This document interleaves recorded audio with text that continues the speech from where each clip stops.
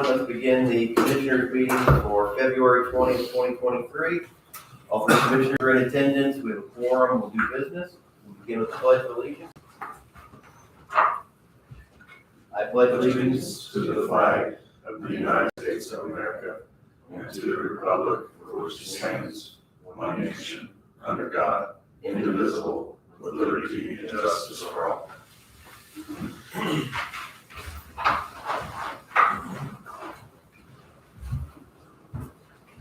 So it appears we have the minutes here from the February 6th meeting. Any changes?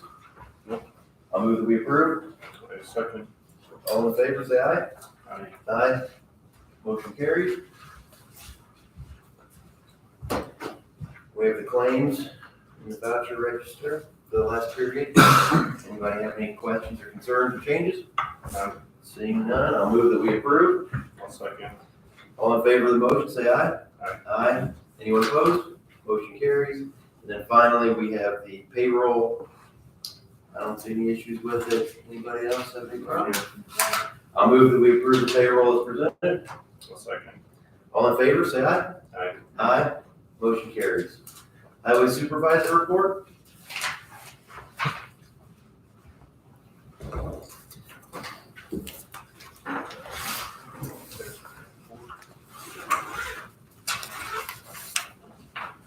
Good morning, Steve. I don't know about that first one. Thank you. Well, I'll tell you what, it'll be the last you hear about it until maybe Can you scratch out that so we can- Okay, obviously, we all know what number one, so we'll just kind of slide past there. District 3, boom mower operator. We conducted interviews Thursday, February the 9th, and after careful consideration, we selected Shelby Piper from Du Bois as the new boom mower operator in District 3, replacing Wayne Schmidt. He has passed all the Administrative process. administrative processes, so his first day will be the 27th next week.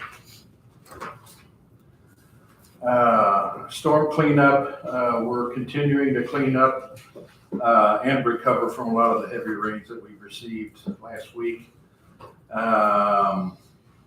Early morning commute that morning was quite difficult as we had a lot of areas that experienced high water.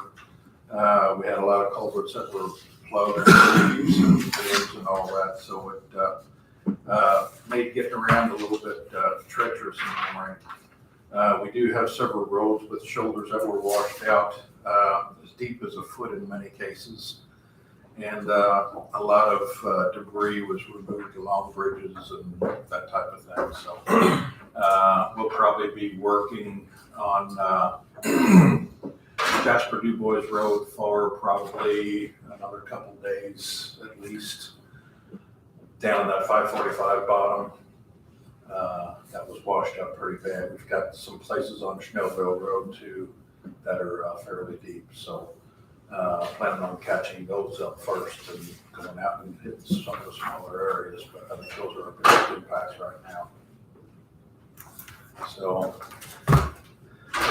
next item up is a petition to pave a county road. Amanda Combs had come in, she lives on Kingsbridge Road. And she had filled out this form. There we go.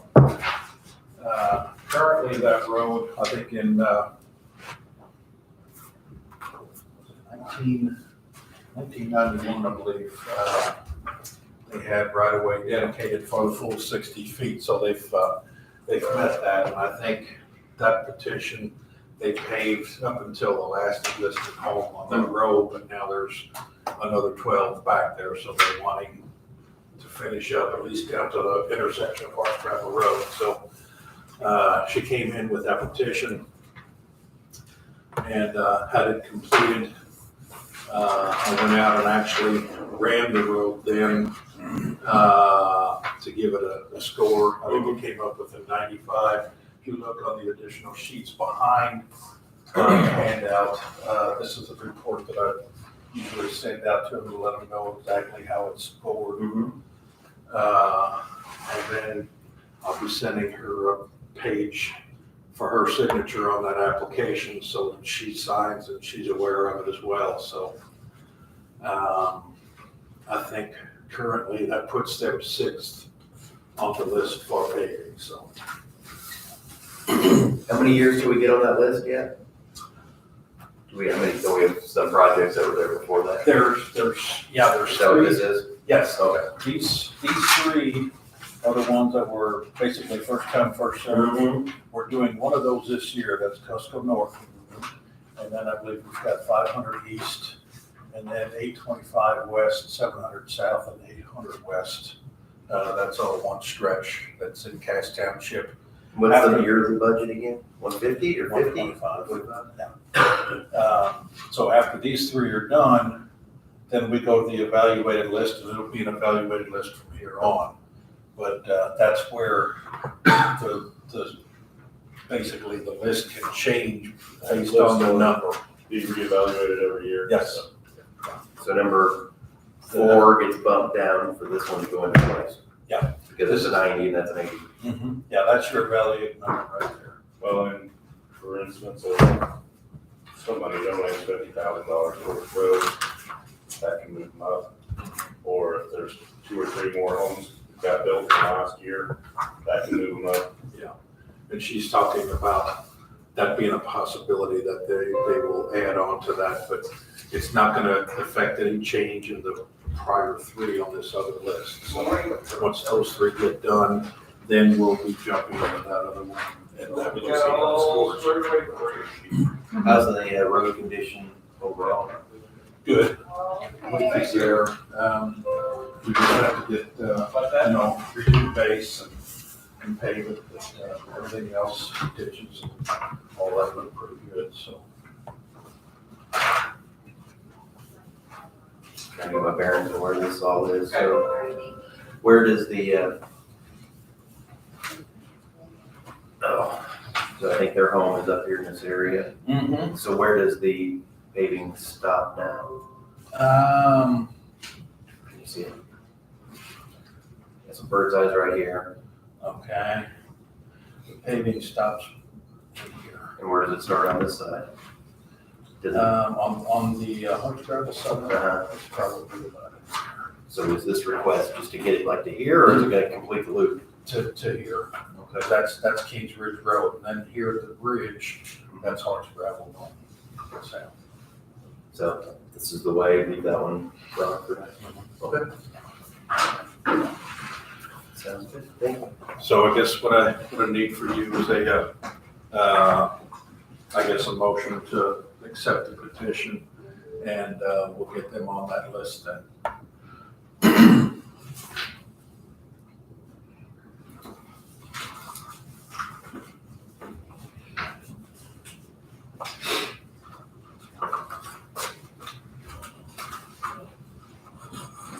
And if a person doesn't like your answer, I guess you have this weighted scale that you can say, here's the weighted scale. If you want to improve your score, it's not me making it up because I have an agenda. It's based on these. Yeah, and that letter that I showed you here, that gives all the justifications so they know how the scoring was and where they stand, and gives each one a justification. So if there are any questions, I mean, it's relatively simple. So like here, the current financial commitment is the score, say at $1,000, it's a 1, at 5,000 it's a 2, or how does that work? That is, let me see, I've got that. I just wonder what kind of cash it takes for a person to move them up. On here.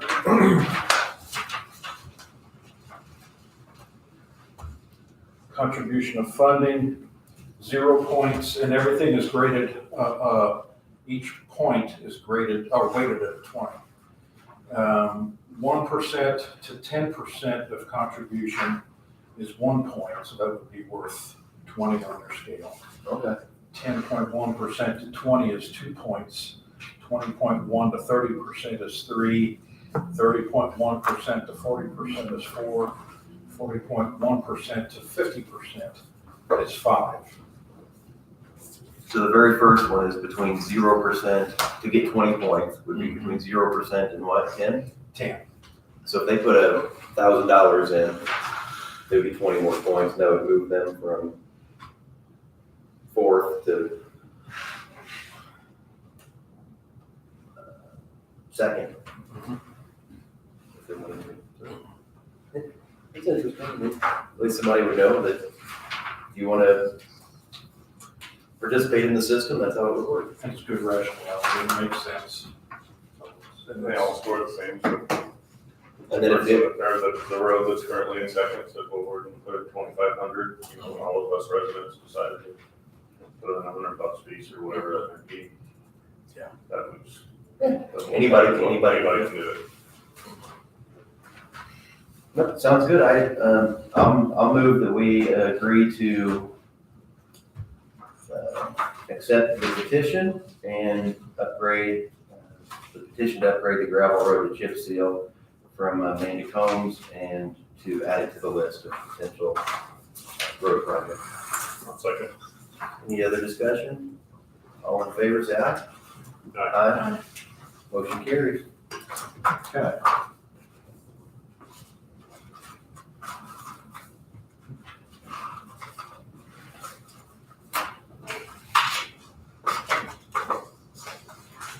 All right, next one up. Dave Engler has submitted a signed permit for their 17th annual Armed Forces Service Day. The 5K run and walk being held on Saturday, May 20th, 2023. Their request is for limited use on County Road 100 South and the Old Huntingburg Road between the hour of 8 a.m. and 9 a.m. No closure will take place, and if this meets your approval, I'll contact them with your decision. Any discussion? I'll move that we approve the request for road usage. I'll second. All in favor of the motion, say aye. Aye. Aye. Motion carries. Okay. Another request, Janet Sheeter, who represents the Ireland St. Patrick's Day Parade Committee, has requested permission to use certain roads again in the town of Ireland during their annual St. Patrick's Day Parade, which is being held on Sunday, March 19th, beginning at 1 o'clock. As in the past, they will use our signage during the event.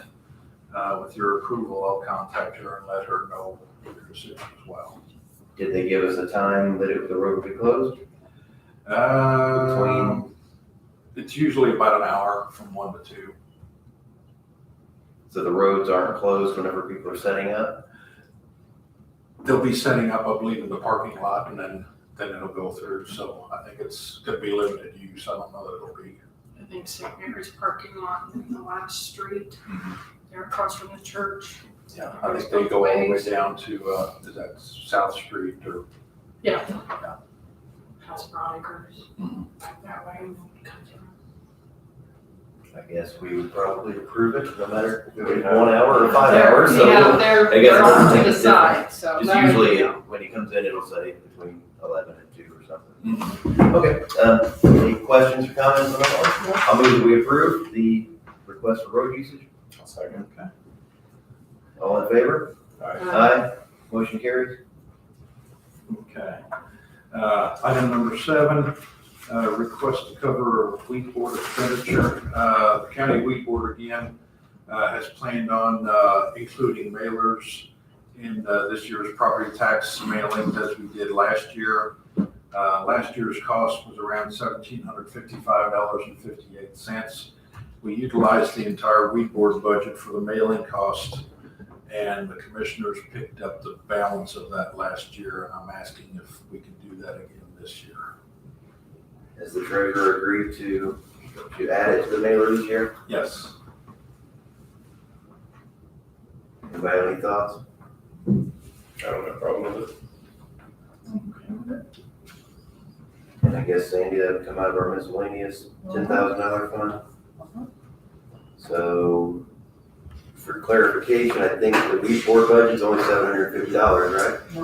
Six 650. $650, $635. It's about, yeah, the budget, it's in, I think it's $635. $650, $675, I think I'm not sure. So that will take $1,000 out of, that would take 10% out of our regular budget. Is that okay with both of you? Okay.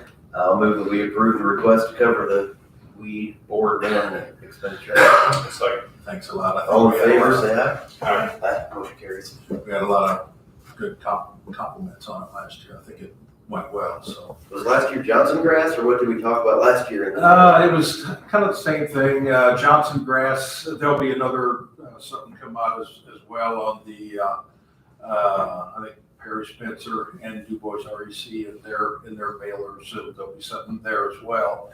But it's about poison hemlock and certain noxious weeds as well as, the invasives. So. Do you feel this is something you'll want to do every year, or will it be do it a couple of years, then spray a couple of years, or? We'll see how it goes. I think we're looking at a couple, 2-3 years, just to keep it out there and see if things get better. I know we're gonna try to push really hard with the state as well. I know 164 and 56, State Road 64 out over on the east side is really, really heavy. oh, we had some crazy Johnson grass going on out there this last year. Is that something you have to spray every year, the Johnson grass? Okay. If it heads and seeds, it's, Yeah. it'll all grow. And all they do is mow. Do you think we need to raise? I was just budget? thinking every other year with Johnson grass, you can't do that. No, you gotta stay it and you gotta hit it hard. Because it Okay. not only grows from the seeds, it grows from the rhizomes as well, roots. They all, carry additional plants, so it's tough to kill. I didn't realize that. We try to keep our cows, when we get in the field, we get the cows in there, they love it, but get them to eat it off before it hits. So I think we'd like you to put $2,000 in the budget next year. I think so. That'd be a better idea probably than doing it this way. Yeah. So if I remember right, there were years where we didn't use any of that budget. No, I mean, we used $50 for an advertisement or something, and that was about it. yeah, that's about it. Yeah, so if you're doing something and the board is taking positive action, I would encourage you to put maybe $2,000 in the budget next year. Okay. Appreciate that. Anybody disagree? Okay. And it says highway quote consideration at 8:15. Is that what number 8 is, or is that something else we need to do at a certain time? He timed it perfectly. That's what number 8 is. Okay. Okay. Well done. All right. Let's see. Cerise and I were talking, I think we like the minimalist approach that you have going on in your office now. We should just leave it that way. We did? Oh, maybe it's somebody else I talked to. Somebody else. I don't think it was me. Yeah. The block wall. Good I try. don't agree It for looks like they moved out approach. Yeah, I think we have a failure to communicate. Okay, maybe that was somebody Maybe else. get some photos and put on the wall and you're good, right? Yeah, we're certainly bonding well. Those people that painted the You trash had, cans. you had in Ireland, you insulation, got you the should be big wall. fine. Yes, yeah. The Campbell soup can on the wall.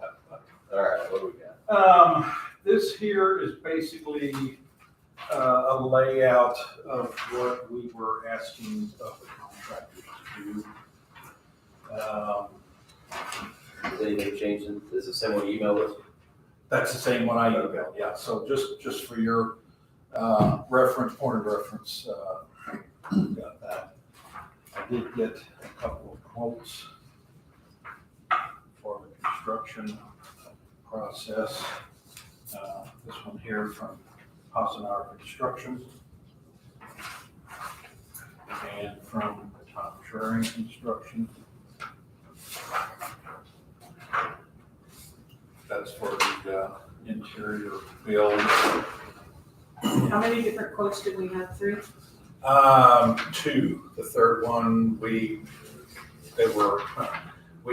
I think 2 different times we were set up to meet so they could come take a look at it, and they kept on putting us off. Okay. And, I thought initially there They're were busy. 3. You'd reached out to several, but it narrowed it down to 3. yeah, I reached Okay. out to So 7, now as it's a matter of fact, yeah. Does the Tom Shuring quote include both of the alternates? Yeah, I think he's got it verbally laid out differently here, but I think anything that has to do with the ceiling is an alternate. So bottom line is this one's less expensive than the other.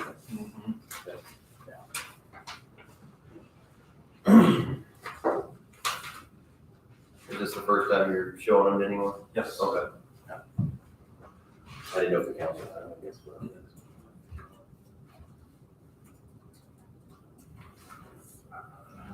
So your understanding of how this works would be you'll have new floor coverage, you'll have a completed space. Mm-hmm. And you'll also in the break room, the current office room or break room is, Yes. what's the total of what the work will be there?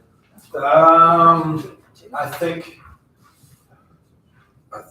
it's probably about half of what the other one would be. No, I mean, not the total price. I mean, what work will be? Will be new flooring, new walls?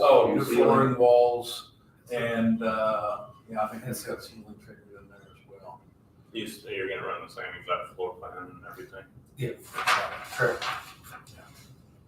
So this isn't how we usually would do something, but this gave us the little push probably to remodel a spot that needed remodeled anyway.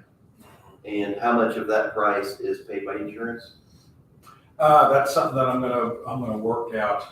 Here we've got an initial cleanup. I think we were supposed to keep all of this towards, I guess our deductible. I mean, we would have had to pay somebody to tear everything out, which is something that we went on ahead and did.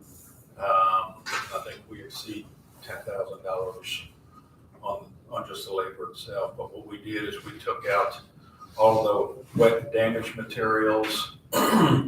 We did a mold restoration, I guess. We sprayed everything down with A treatment of some sort. treatment so we could eliminate that, and then we painted on a vapor barrier on the outside walls to keep moisture from coming in. So everything is prepped and ready to go for a contractor to come in. So I think we had some ceiling areas where the insulation was bad. We took out a lot of that and we put new insulation in that was on our own. But that's all done and ready to go as well. So I do have a quote here as well from the electrical contractor. While they were going through there, some of these boxes, because there's a stud wall there, these boxes have to be relocated. They're all mortared into the concrete block wall, so they're gonna have to be reset. And with that, a lot of the plugs there, when the building was built, it was all code, but it wouldn't be code now. So I've got a copy of the code that the insurance company wants as well. So they'll be talking about, whether this can be applied or not. What says women's restroom? Is that the first restroom? Is that what's considered the women's restroom? Yeah, it's a larger one. So nothing getting out of the men's restroom, the little one in the hall? No, that was all concrete block anyway, so we're just gonna repaint it and, Let it be.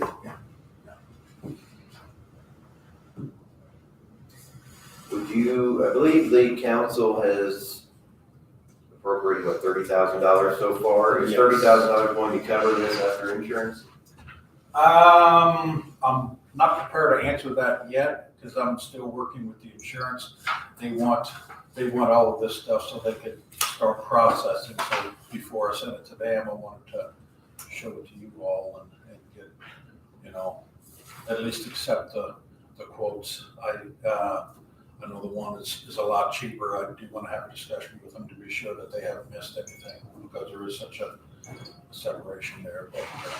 But pending their starting time and everything, likely to go with that one. Mr. Kuzner, would you like to look at it before we take any action? I'll do it. And then we can make a decision.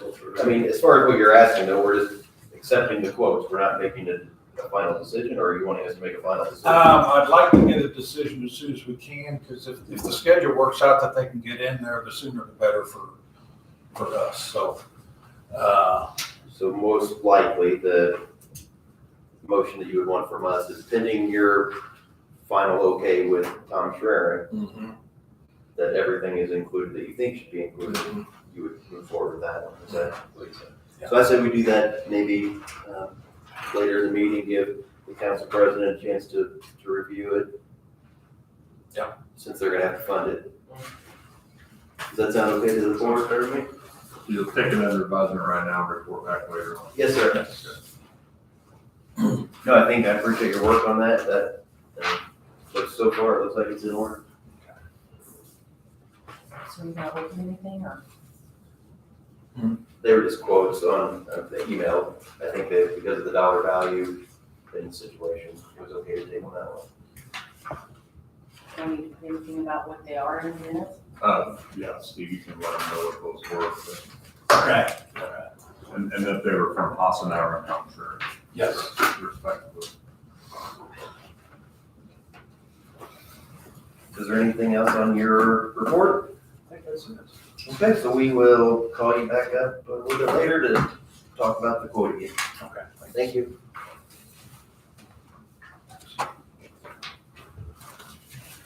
Maybe it'll be if we can put this on this one, except for next week.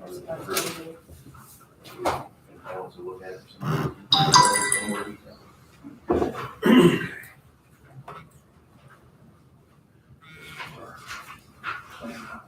Rylan, you want to come up and do a help update, please? So, I am almost done with the SIP. Some other core team members have helped me with the project worksheets part of the strategic investment plan. But that will be due March 1st to Purdue. And then Purdue will have it, finalizing it until the end of May, beginning of June, roughly. And then once the SIP is done, it will be up to each of the local units of government, Ms. Jasper is a partner as well, to adopt and move forward with the strategic investment plan and the projects or programs within it. So everything in the plan is, like, there's budgets included, again, it's an estimate, but ultimately it will be up to government to go ahead and move on. So at this point, we're gonna tell the board what the projects, some of the projects that are included. Some of them will be included is the regional sewer district, indoor rec and wellness center, owner occupied, rehabilitation program. One we are working on still, I'm meeting with today to further discuss. So the other one that we're talking about is helping with Head Start program. They work with 3 to 5-year-old children, get them school ready, and they work with the parents and some things as well. The process, the way it works, Riley can expand on this, but so the county put in 2.4 million, the city put in 1 point something million, and the carrot was that they were going to give us $1 million match for going through this help program. What we found going through this, we've had multiple public meetings. We had a meeting at each school district, and we had pathways that had meetings with the public and people that were invited. And they came up with a big list of things that we could do. The core committee looked at that list and broke it down even further, things that were acceptable to that group. And what we found was, we say, we want to do this project. And the federal funds that gave us that million said, you can't do that one. And then we said, we'd like to do maybe something in this area, you can't do that one.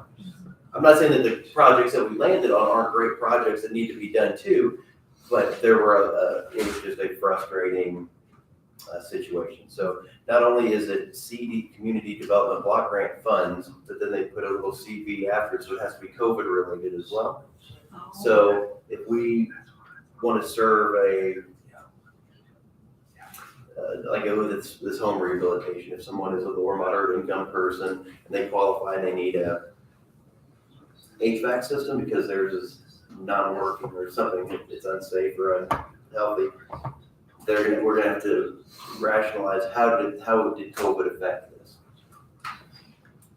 Right, so we're gonna. Has to meet income guidelines. And they have to meet income guidelines and they have to, so, it'll have to be something like, we were out of work for 6 months, we got behind on home maintenance. Then that's why we're in the position we're in, or whatever. I mean, you have to rationalize or justify, I guess, not justify the expenditures on this. So the good thing is, we're gonna try to partner with somebody that already has this infrastructure in place. Like Region 15 will probably, if things went the way I think that they will, and our board approves it, and the city of Jasper is in favor of it, they will take these applications, they'll collect the financial information, and they will implement, that home rehabilitation part. The one reason that the group likes the home rehabilitation part is that according to Region 15, Okra is doing a matching grant going forward. So if the county would budget $10,000 or some amount going forward, they will match. I think it's at 9-1, wasn't it, or something, 10-1 something. So we would put in 10,000, they would put in 90,000 because they're pushing for this, and the program could go on.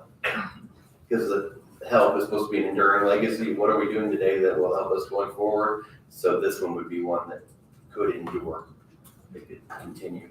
Whereas if we just gave money to a educational thing like the Head Start, it'll help them for a couple of years and they're back where they started. So it's unfortunate, but 2 years of a new classroom open or something is better than none.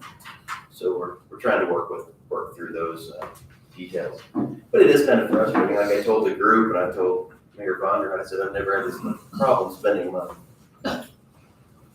Usually it just goes. This time we tried and it Hard to Roadblock. believe red tape and anything government related. locally, we are a little more nimble than they are at Right. federal level. So that's what that is. Anything else? No, that's all I have. So you're gonna go to the city, what are your next steps? What are you gonna be doing next? Once the SIP is, everything's turned in March 1st, then I will go back to the council meetings to let them know the projects that will be in the SIP. So you'll turn it in and they'll have to review it and then they'll tell you, or they'll polish it, I guess, or whatever they think. Yes. So it'll be in their hands from March to May, whenever they're finished. Any questions for Ms. Bob? No? Okay, thank you. Thank you.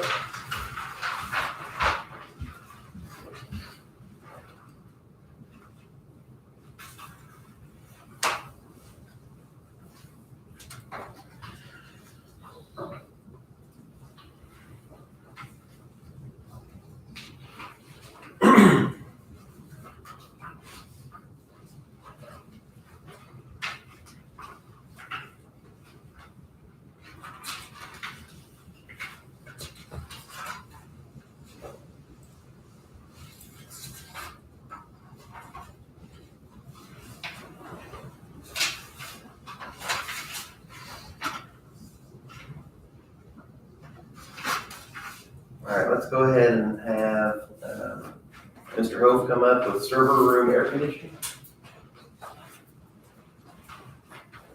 Morning, sir. All right, how's it going? Okay. I think we sent all this to you guys. I don't know if you need to.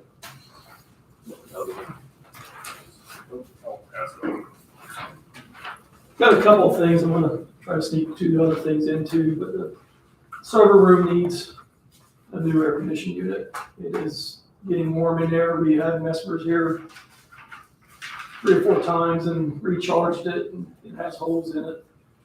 So it's about 20 years old. So I think it's time to upgrade it. They gave us 2 options. I don't even think option 1 is an option. If it gets down to 50, then it don't kick in, and we need it down colder, When it's 50 outside, we need air conditioning in there. So I would prefer option number 2, or option number 2. the only one. And, Sandy, where do we have funding coming from this? Do we have a building maintenance fund, or come from your money, or where's it I think come we're from? gonna have to ask for the council for some money. Pending an appropriation from the county council, I'll move that we approve moving forward with option 2 with Messler Mechanical in the amount of $4,575. I'll second. Any other discussion? No. All in favor of the motion, say aye. Aye. Aye, motion carries. I don't know if you want it, but I signed a copy. Okay. And then if I got time, I'll see a couple of other things. Let's You hear want it. us to sign it as well? That's the same. I think it's just checking.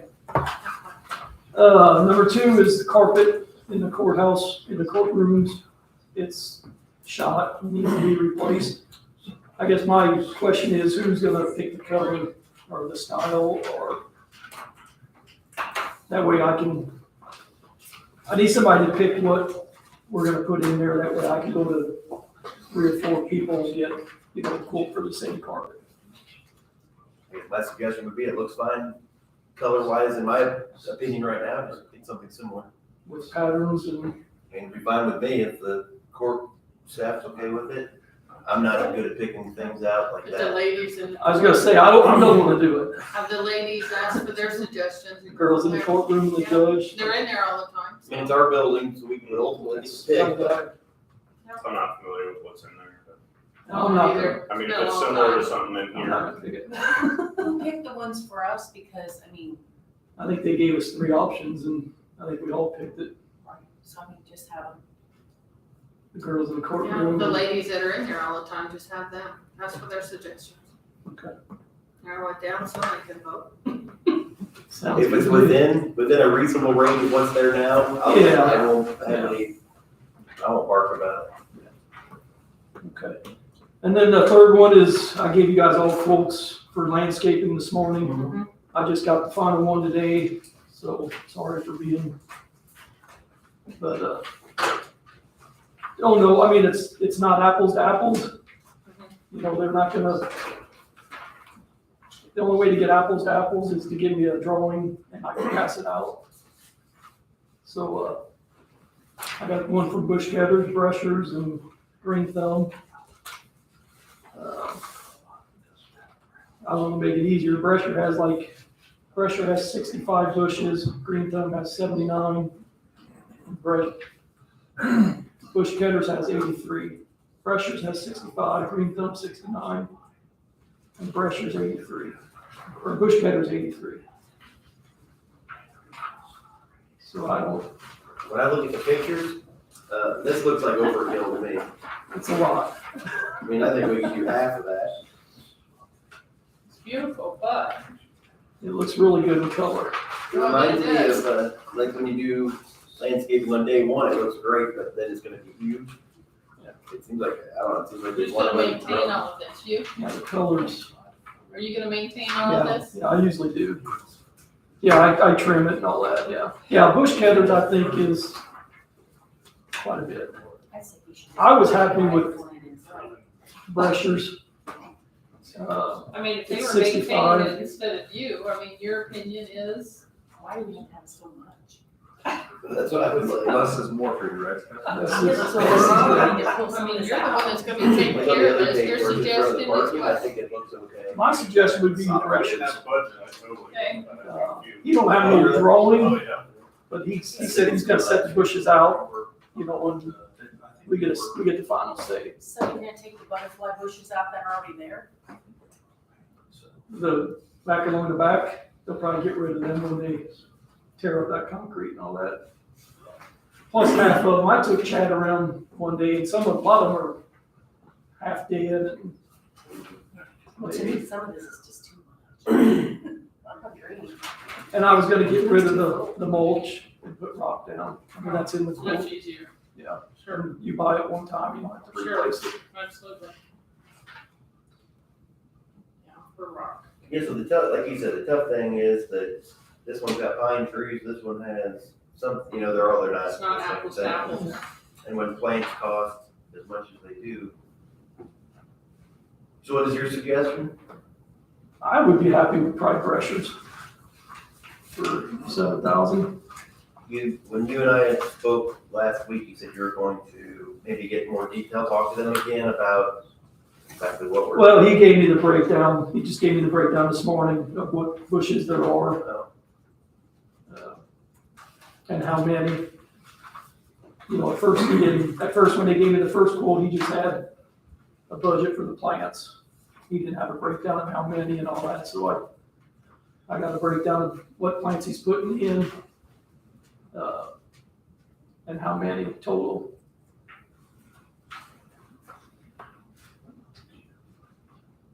But I'd like to get this going before, because they're gonna put sod in, the construction where they tore it by the ramp, that's all gonna get sod. Oh, okay. So I'd like to get, and I need to rip out the old stuff. Thresher gonna put the sod in too? No, No. I don't know who, Ragel's doing that. but Okay, city- they're, whoever city they project. contract. Yeah. Gotcha. But I wanna get the landscaping in before they come in and, I haven't seen anything Brescher did that I would be upset with, so I'd be happy with theirs. Yeah, I agree. Sorry, I was interrupting. The thing that looks a little different, there's probably many things that are different, but Green Thumb has edging that they're going to install of some sort. Brushy doesn't have any of that. Brescher has I think they both have, concrete, they call them bullet. They're little square edging that they put around. I think that's in both, that's in everybody's. I see machine edger use, but maybe I didn't. That's just the. 100, or Green Thumb has 148 oversized bullet edging, where Brescher has, Machine manager. Bullet pavers. He has It's bullet about halfway pavers. down. Bone bullet paper, okay. And I think they're using different kind of rock. One says dark field bed gravel, the other one's in river, I think one's in river stone, river rock. So we know they're gonna be considerably different looks. Brescher he's put that in, but he's gonna let us pick. If we go with him, he's gonna bring up some samples, and then we gotta pick what color. It's all bigger rock. Nick, I know you helped do this room, you know some of this kind of design and things, don't you, or no, I don't know. I mean, when we did our landscaping, I bought the design and did it myself, to get some cheap. But, Somebody no, could I make mean- money. I'm just going off what I see in town. I've seen all of these people's work, it's all great. I don't think going with the low bid, we're gonna end up with a subpar project, so. And really, even if it doesn't completely match our needs, we're still $4,000 under the next one, so we could probably make $1,000 save. So, Roger, can you come do this other $1,000 thing with Joe? We can always add a little bit of bushes to Over it. time, sure. And if you're comfortable with it, you're the one that's gonna be maintenance, so, taking care of all this. I mean, the easy one takes the one with pictures, but. True. Do what? I said the easy one to pick is the one with pictures, because you can look at it and say, oh, that's what it's gonna look like. True. But I would be happy with Brescher's work, I'm sure. But yeah, this in front of the monument looks beautiful. Agreed. It's really good. Yeah, so some of it's really nice. I mean, I want This looks too much. You want one? I want the square. There's the colored ones.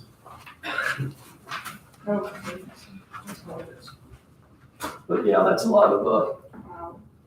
But you don't have to mow wherever there's landscaping. landscape, it ain't really gonna change a whole lot than what we got now, The footprint of it. yeah. And how are we paying for this one? Have to go ask for it. So I mean, the pictures make it. Any comment from the council? Not at this time, okay. Oh, That's the color. That's a color. I changed my vote. Two. Is that lavender? Isn't that gorgeous? There's no lavender on there. I don't know, I'm just making stuff up. It's the first thing that came to my I see mind. it's red and white. Where did you get purple? What about There's a these? little There's some purple. No, not Yeah, that. we don't much. I thought I saw a little bit on there. I don't need that. So I say that, I'll move that we, accept the low bid from Brescher Landscaping and Lawn Service pending funding from the county council. I'll second. All in favor, say aye. Right. Aye. Anyone opposed? Motion carries. Thank you. Anything else? That should be it, as far as I know. We don't need to talk to him about the, And give me a price yet. I would love to have a price to present to them. I'm gonna go out to the meeting and talk to them. okay, nope, that's it, thank you. Thank you. Scott, Before I forget, one thing I will mention, this miscellaneous item, I did post this on Facebook, but it's EMA Appreciation Week. The state, the governor did a proclamation, and I just posted something on the Facebook page thanking Tammy and Marissa for the work that they do preparing us for natural and man-made disasters locally.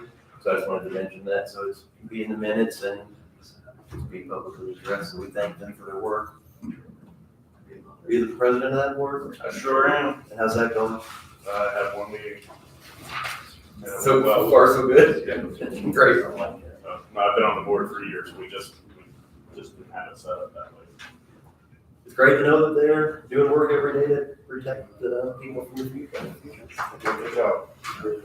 Okay, Indiana 15 regional update. Hello. Hello, good morning. Morning. Got a little handout here for everyone. Thank you.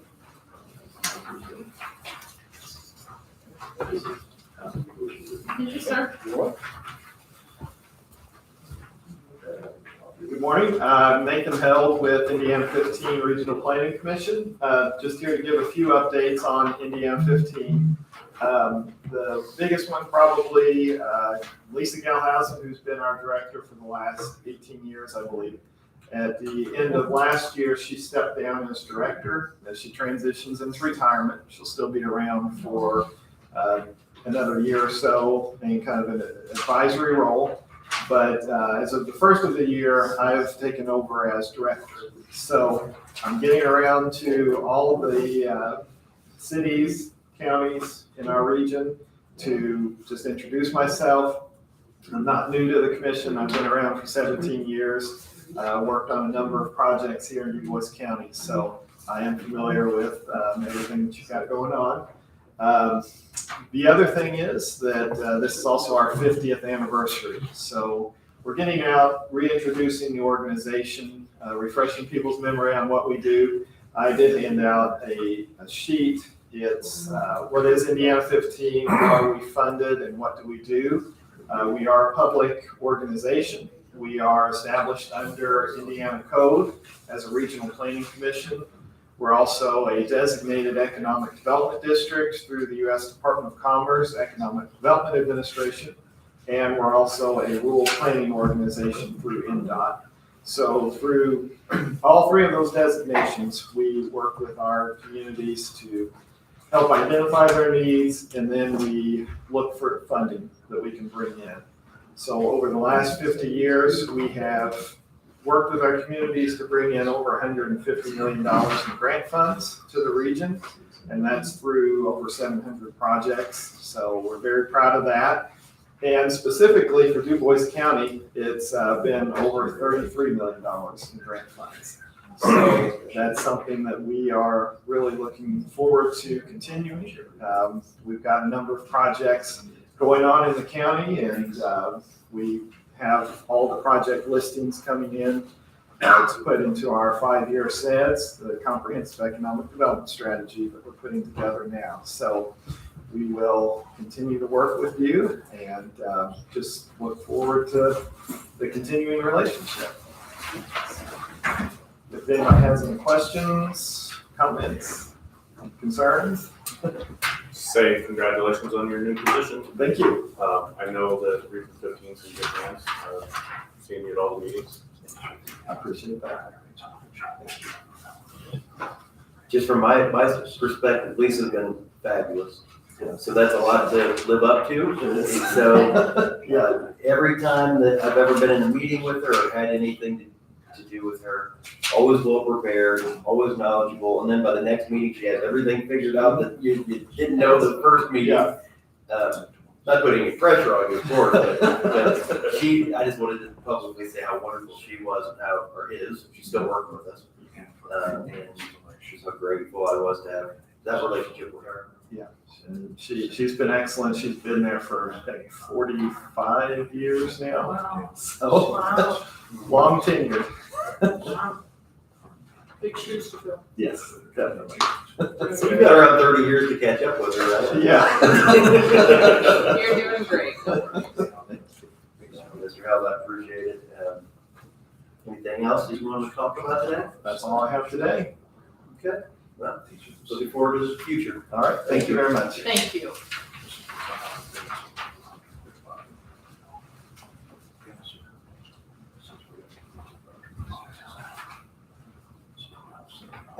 Has local EMA worked with them on, it says hazard mitigation planning? No. Pretty good. All right.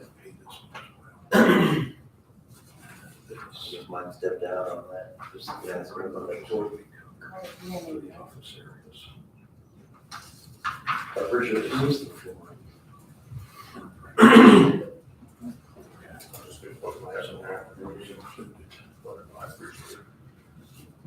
Grab a piece of candy at the marshal's office and give it to her.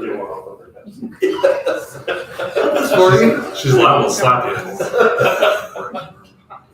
Yeah, the more obvious you make it that that's what you did, the better it'll come on. Right. All right, let's see if there's any miscellaneous items here. Sandy, on the regular budget, we have the leadership training, planning, commission, all that is actually scheduled, right? Without climate change, I'm not sure if we'll be able to. Let's see, get you some, let's see.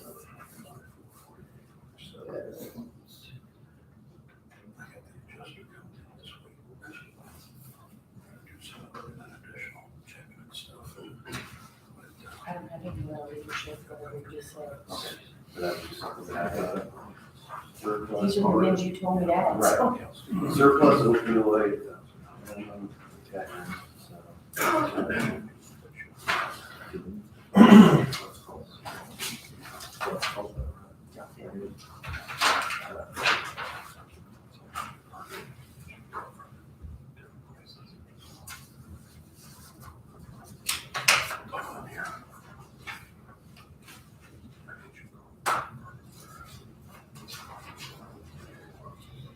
So Sandy, I'm gonna bring up the LATCF funds. So that's, Local assistance, travel assistance. So last year, we received $50,000, and this year have we received this year's 50,000? Yeah. Not yet. And the recipients have broad discretion on how we use those funds, just similar to the way we would use any funds that were from other revenue sources. And I just wanted to bring up that money is available. I mentioned it to Mr. Kleesner by email yesterday, and I guess we're gonna start just kind of talking about potential uses for those funds, or I guess the council may do that. But if we had, I guess as our board, if we had any projects or anything that we thought were important, that we wanted to possibly push using those funds, I guess we could ask the council to go that direction. Otherwise, I believe it would just be budgeted money that they can do with as they see fit in the budget. So I just wanted to catch myself up with that in this board on what those funds could be used for, because as we mentioned earlier, some of those federal funds, when they come in, they have a lot of strings attached, and it appears these don't. So just want to bring that up as a point of conversation. Anybody have any questions on that? So since last meeting, or at our last meeting, we had a couple of folks here talking about the climate action plan for the county. I responded to the person that came in with Mr. Dortarsky, and I told him that I reviewed things that they sent, that it seems like at Vandenberg County was good. Another one I looked at seemed like it was fine. I told him though that at this time, with the project that's going on, I wasn't going to take it on as a project. I didn't know if either of you two, I just want to put a bug in your ear, if either of you want to take that on as something to work with those folks on, or at least consider. So I gave them my feedback that I wouldn't be working on that project at this time, but that maybe I'd bring it up to the two of you that possibly one of you would want to. So, if you have any comments on that, we'll take them, otherwise we'll move forward. I haven't had a chance to read through it, but not a priority. Is that a priority for you? So maybe Cerise can still consider it too. And Consider it. all right. Next up, we have leadership training. The next course starts April 2023. Over the last couple of years, Marky did it in 2021. Bridget Hanselman and Jackie McFerrin did it in 2022. I thought that one of the council members was going to do it this year because we've had some new people, but one of them's working on a master's degree, another one had something else going on, and it just wasn't a good year for them to do it. So we have that position, a spot in this training available. So I don't know if anybody here has a suggested employee that would be good for, that may see a leadership position in the future. You can reach out to the department heads and see if there's someone would like to elevate. I sent a message to the clerk's office, because I know that they have a number of employees, and a few that were newer in there, and I didn't know if any of them would want to do it. I figured I didn't want to send it out to everybody at once, because what if 4 offices had somebody that they really wanted? So I thought I'd try one office at a time, maybe, just so it didn't overdo it, but I don't have a response back from her at this time. So, you just want me to find somebody, or do you guys want to folks want to do this collaboratively, or do you, it makes it hard when there's a 3-person board to make a decision on something, when we can only make a decision here. I mean, if you choose someone and somebody comes forward, I think that's comfortable, whatever. Cerise, is that acceptable to you? Yes, please. So I will do that over the next week or so. All right, thank you. If for nothing else, I think if I was an employee and somebody asked me and said, hey, I see something in you and we would like you to do something that helps, I mean, that'd make me feel good if my boss said that to me. So I think that it's a good thing for a number of reasons. So we'll do that one.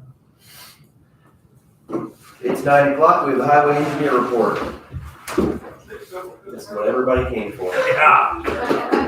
Silent, isn't it? Thank Good you. morning. Thank you, sir. That may be the first time you've been clapped for. Here, I know for sure, yes. No, he got that award one time. That's true. One time. I mean, I remember it. I'm sure Many times before I started attending. Yeah. No, you're wrong. Short and sweet. So Your own team. that's engineering God. That's right. Dove Solar Park. So we had a meeting last week to discuss the Dove Solar Park and the road use agreement and everything else. They gave us a proposal, kind of studied it. It's not 100% what I like, but I think it'll work. And Greg gave me an element they use from Pike County. So I'm gonna try to mesh those together so we can find the best of both worlds and get it back to them and see what they can come up with. So we'll have to go through that. That's gonna be kind of a big deal because the amount of road construction stuff they're gonna bring in. Now they're gonna be heavy equipment, but it's gonna be a lot of traffic. So I'm not saying there's gonna be a lot of destruction, but there's gonna be a lot of traffic, period, on roads that aren't built for it. So then we also heard a rumor, Steve met with somebody that there's going to be another solar park closer to Huntingburg. So this could be a thing we're gonna have to get on top of, not necessarily to stop them, but to make sure we get our road use agreements and make sure they're gonna build them, we gotta make sure our roads stay in shape. We don't wanna stop them, but at the same time, we gotta make sure our infrastructure's stay in good shape. I think there's actually 3. These are the only two that came to us. Right, so we've got Duff, Airport, And and the airport one, okay. there's another one someplace. But I would say how do you usually do a road use agreement? You work out the details with the entity wanting it, then you bring it to this board? Yeah. Okay, so I was gonna say, I'm not prepared to approve anything. No, I don't have any for you to approve. Just kind of an update. Yeah. And So then, these are coming, be ready for them. yeah, and if you have their request or anything, I don't know if anybody else on the board would like to see it, but I wouldn't mind seeing it. If you have some things that you can scan, do it. just to keep up on it. Because I know that they're going to eventually be coming to the council for some things. They'll probably be in front of us at some point, so it'd be good to keep up on it. Thank you. Yeah, like I said, I don't wanna stop them, but, and I think the city and the state, their infrastructure keep in good shape, so we have some kind of formalized plan. I just wanted to probably treat them like we would other businesses that would come in the area or anyone else that would want to do a road use agreement. We might stay on. So, other things on the list are just things that are gonna stay there. Safe Streets, I know that there is a webinar coming up to explain how everything will work on funding, getting the funding, how it's all gonna work. So right now, it's just on the list, I don't have anything for it. Yeah, I've been kind of told through emails just to hold tight until the webinar. So as far as getting a consultant on board, we'll have to wait until that webinar. Distress Road, I'll be going to the council in February meeting, so next week, right? It is next Monday, right? Council's next Monday, right? Sorry, I'm typing. No, you're fine. So I'll go there, get the signatures and approvals. I know it's gonna sit, but it's going to get that done, get it out of the way before I get busy with construction season. Bridge 14 is moving, but the water is up. They do have piles driven to help hold the water back, but every morning they gotta pump the water down and then before they can start working. So it's just slow. There's no other way of saying it. It's just slow moving. So they were working yesterday. I did not go out there to check on them, but I saw their trucks heading in and heading out while I was driving through Jasper. So I'm gonna go out there this afternoon and check on, talk to them, see how everything's going along. That's all I have. Like I said, short and sweet, but you guys have anything for me and you would look at it and got issues with. How are we doing with the Ash Wagner request? I didn't know he was going to be on. So, I sent our notes to them on Monday, so Wednesday. I never heard a word back. On Friday, Kenny called and asked if I heard anything. I hadn't. He called Corey himself, and Corey said pull him off the schedule. They hadn't got anything done. So, Work in progress. Yep. And then as far as the courthouse, that step that I called you about from Regal, so what it is, out here on the north side of the courthouse, they were going to do the concrete work. Well, there's work comes past the chillers. They were gonna put a step there. It's gonna be a little step, just the way the grade's worked out. That's tripping hazard, Strauss Fest, everybody walking around. I know there's steps, that'd be ADA compliant, but a little step is gonna be a tripping hazard. So I talked to them about widening it out and making a smooth transition. Regal was all aboard on it because it's less forming work they gotta do as well. They were gonna give me a price to do that. So, because obviously we can't just tell them to do it. Sure. So we're just waiting, it's just a waiting game. I'm gonna go bug them after the meeting and Okay. get that, so. Nothing to report. I don't think it's gonna, talking to Regal, I don't think the price is gonna be astronomical. Is there any hope that it's a no cost change? Because There is hope to that. Yeah. There is hope to that, so. Those never seem. They don't seem to happen, but he did agree that it's gonna be a lot less form work. So they'll be on board about doing it now, less or not, I don't know. you said you're gonna widen it a little bit. Square it up a little bit. Cause a lot easier to square up, or form up square work than it is on angles, so. Anybody have anything else for Ms. Wendell? Do not. Nope. Anybody need to have a break or you good? I'll be good. Well, I guess while we do have, the highway folks both here, do we want, let's bring up the sign situation with the state, just so if the public has any interest in it. I have that written here somewhere. The response from NDOT concerning the signs, I'm gonna kind of paraphrase this. I guess I'll wait for Brent just in case he wants to comment on it. I'm gonna paraphrase the information from NDOT on the 83 chevrons that were placed between Jasper and. Yep. So I'm just talking up until Beaver Road. But I counted those. I don't want to take somebody else's word for the rest of it. There's at least 83 halfway. So the state said that the Indianapolis office applied for a federal grant. They decided that State Route 164 was a good candidate, so they put these signs up. If a resident has a complaint, they can call the NDOT Vincennes District Help Desk. And the phone number for the help desk is 855-463-6843. 855-463-6848. So Is there a good chance they'll do something? I won't guess on that, but you can ask. They have a project manager, his name was Sam. Yeah, Sam was part of the construction side, not necessarily part of the planning and development side, just an FYI. Somebody else planned and developed it and he implemented. His job was to get plans, put it up. And let's see, what else?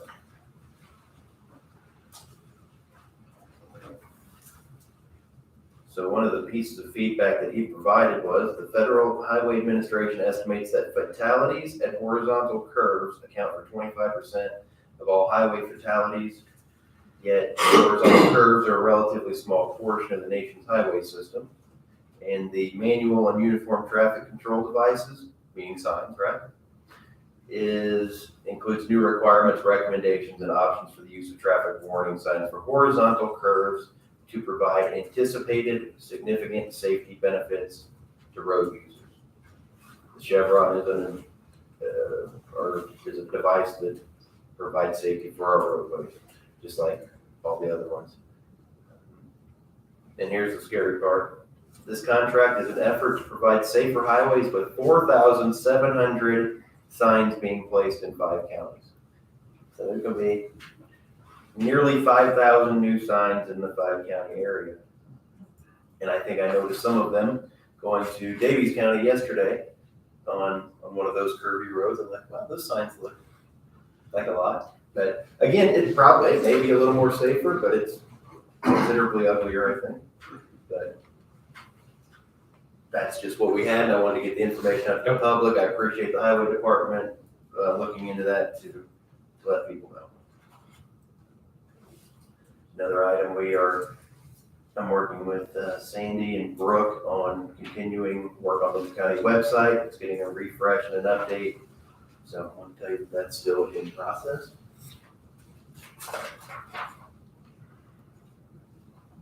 HTML development on that is complete. The site's been developed and aligned with our approach design. And I think real soon they're going to do content migration. So that means it's definitely the old site, but they're on the new site. So it'll function hopefully. And then we'll have training. Yeah, and then we hope they asked us if we wanted training, and we said yes, please, because there's a lot of hands in different departments that have access to get in to fix their own page. I'm sure we all use a refresher in the auditor's office. Probably appreciate any help of getting people do their own. They kind of forget how to do it, and they just want us to do it for them. So,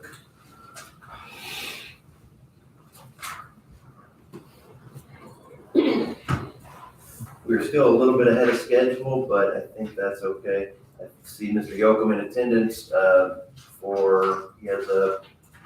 he's on the agenda for 2A Sanctuary County. Come on down. Well, it's good to see you guys again. Howdy. I know you guys are familiar with what I'm asking for. Since that day, that we voted on it, voted down, laws have come down, like the pistol brace law that has now banned pistol braces, which, veterans, they were built for veterans that could use them that had problems movement-wise, also elderly people, and now they're banned. They're an ATF item, or NFA item, I'm sorry. And, we bought those legally. They've come after hard reset triggers, whether it's the wide open trigger or the rare breed trigger.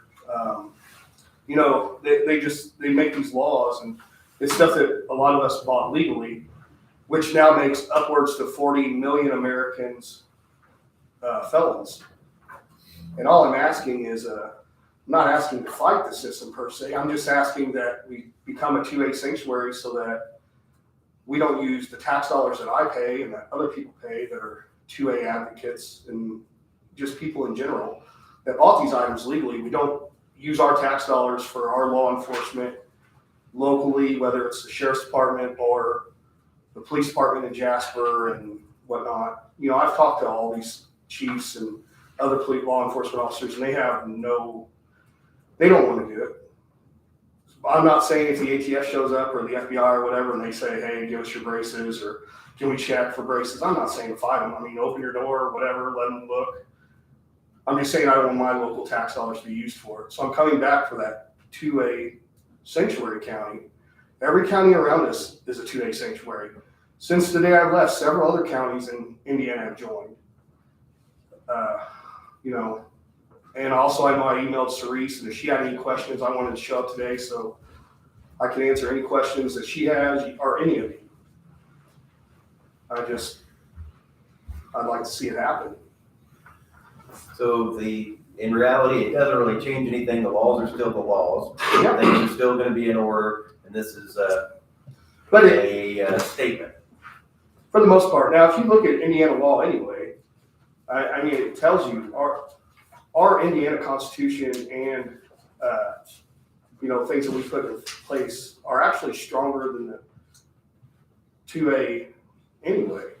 You know, I was talking to one of our senators last night about it, you know, getting prepped and asking him questions about what we can do for the state. And he was like, we're already on the way.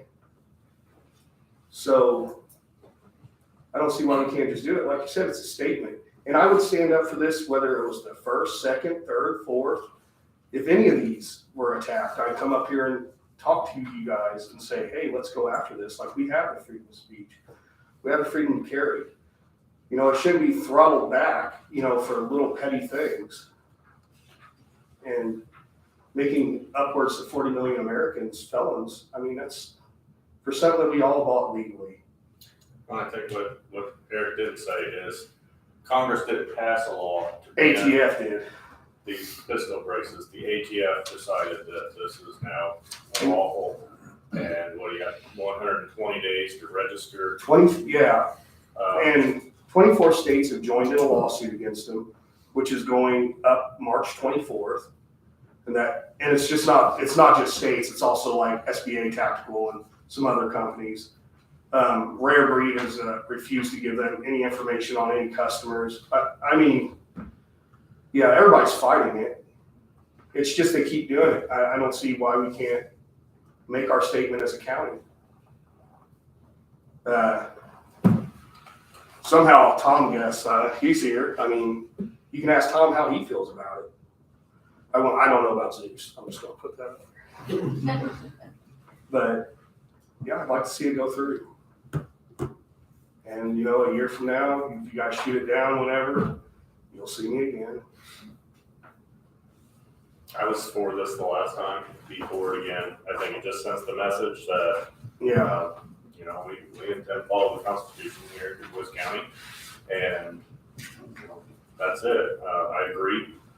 If somebody comes to my door, the ATF comes to my door and knocks and wants to look around, I'm probably gonna let them. yeah. I'm not suggesting anyone do differently, but let's send a message that, you know, Du Bois County is a 2A county and we believe in our Constitution.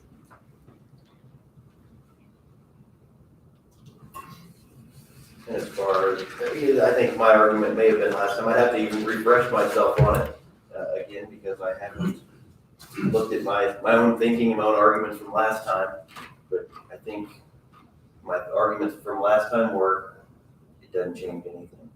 It doesn't do anything, there's no legal standing, it doesn't do anything other than reaffirm what we've already sworn when we took office, to uphold the Constitution of the state and the United States government. And we've already done that. And as far as this, then I think to take my argument a little further would have been, are we going to be a 4A sanctuary county or 1A sanctuary county? I think we are already all of those things. I think we will, we all have sworn to do that, and people that take office, sheriff, the auditor, have already done that, and this is just it's just an activity that doesn't change anything. And as far as the ATF putting things into place, one of the things that I dislike about the federal government, probably state government too, is that Congress either gives them that power to make those regulations, or they allow it. It's one of the two. Yeah. And so the ATF isn't doing anything else. If they wanted to be stopped, Congress has the power to stop them from doing those things. Same way with other departments. So again, I guess I would say it doesn't, if we pass it or we don't pass this, I don't think it's gonna break my heart. I don't think it's gonna change a whole heck of a lot, but I don't find it necessary. So I would argue that you're right. We don't have to restate it. But when I look at the list of counties that are 2A sanctuary, I don't look at it and say, cool, I can carry this Yeah. in that county that's, you know, the federal government says is illegal. I look at it as, we're not gonna stand up and just let you continuously erode these rights away from us. We're gonna stand up for it, we're gonna voice our opinion, and we're not just gonna sit here and let you do it. So, I think by not doing it, you're kind of just saying, yeah, whatever, do what you do. And I don't wanna do that. So I think the two of us have said our piece. Reese, do you have anything you'd like to say today? No, I don't. No, okay. Okay, so your ask is for us to consider. Yep. And has anything changed? I know last time you provided us with sample things that other counties have done, anything like that. Have you provided those to? I just gave her what I gave you guys last time as a brief synopsis from 2021. When you're asking what has changed, are you talking about deaths or what? No, I'm talking about with just the movement, because 2A sanctuary counties, that was. Oh, Last yeah. time you were here, it was in the news a lot. I'd heard a lot about it. I haven't heard much about it, maybe as much recently For myself, Indiana or? just in general. I would say that it's, if you've been to the NRA conventions or any of the gun shows or, I mean, I'd say it's ranked up pretty good. I mean, there was a gun show in Huntingburg where there was a lot of NRA guys and we were all talking. And I mean, it went all the way, not only did it circle around the convention center, but people were parking all the way to, well, you guys probably don't know, where the dentist office is, down the street, blocks away. I mean, yeah, it's still very prevalent. We all still talk about it. You can get on the Indiana 2A gun groups. And I mean, yeah, they're still all over it. I mean, I didn't tell anybody I was doing this. I guess I could have had a bunch of them show up for that to make you feel better. But I don't think that's right either. I think that's, you know, if somebody's gonna do something, they just go do it. So I could have posted it. I mean, No, I'm not asking that. I'm just saying from my personal. yeah, yes, it's Just very like one still- guy's perspective. I haven't heard No, much it's still about it. very prevalent. It's still very prevalent, and I'm still very active in those groups.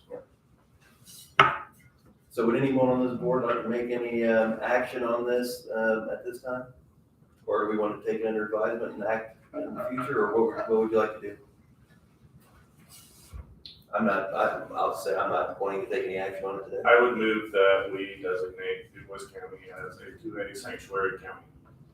Okay, we have a motion on the floor. Looking for a second. Second. Okay, we have a first and a second. Any discussion on this issue? I guess my discussion point would be, what does that mean to you?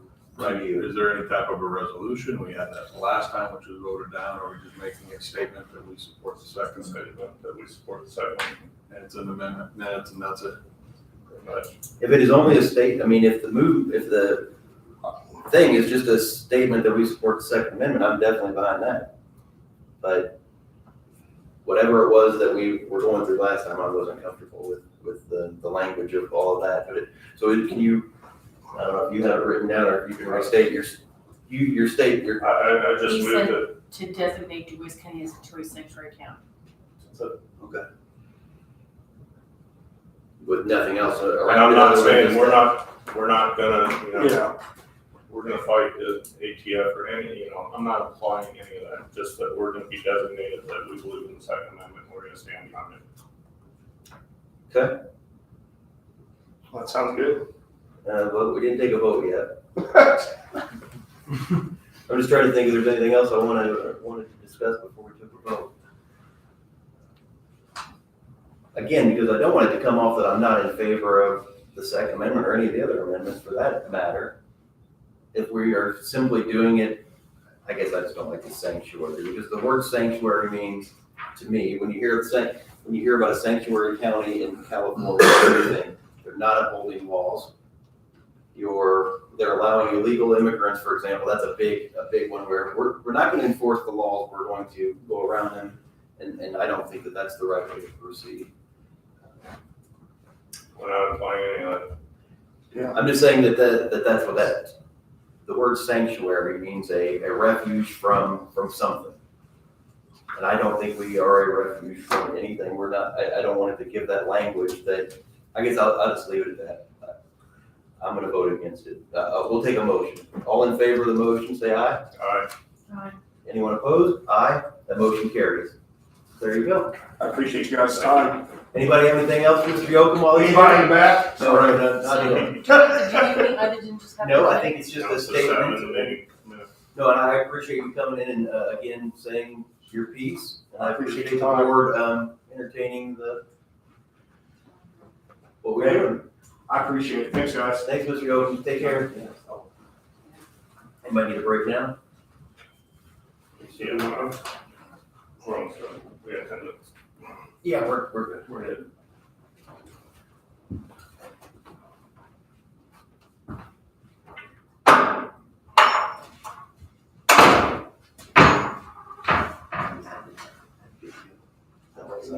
Yeah.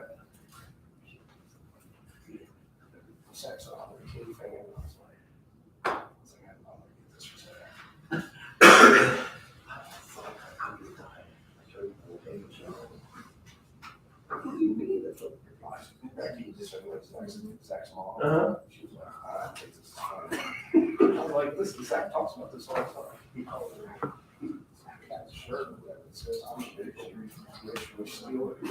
And I was going, oh, that's great. Yeah, he just died. Yeah. I literally noticed it.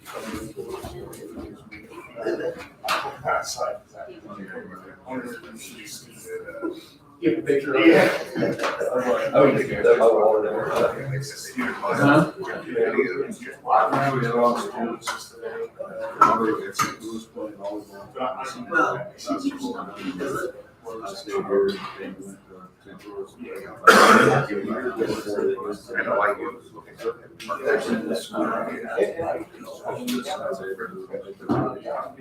Yeah, absolutely. Yeah, I mean.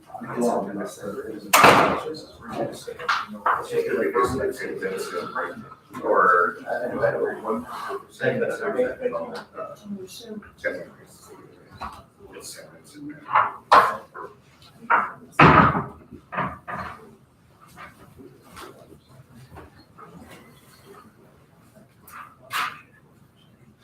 All right, here's a miscellaneous item. We have 5 minutes before sheriff's time is here.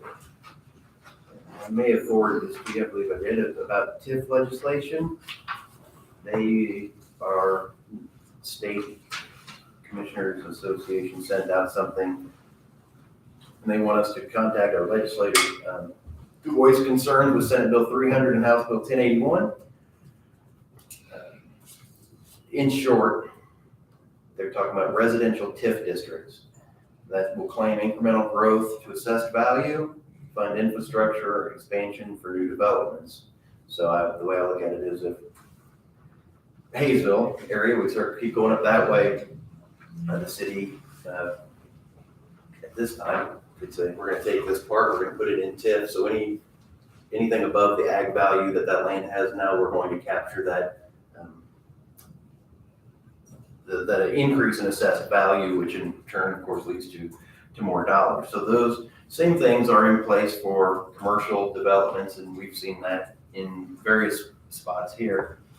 The difference with this is these housing developments will need and require a lot of county resources that we won't be getting the additional funding for if that would happen. In other words, those people still need service from courts, from the prosecutor's office, from our ambulance service, a number of things that we wouldn't be getting the funds to pay for.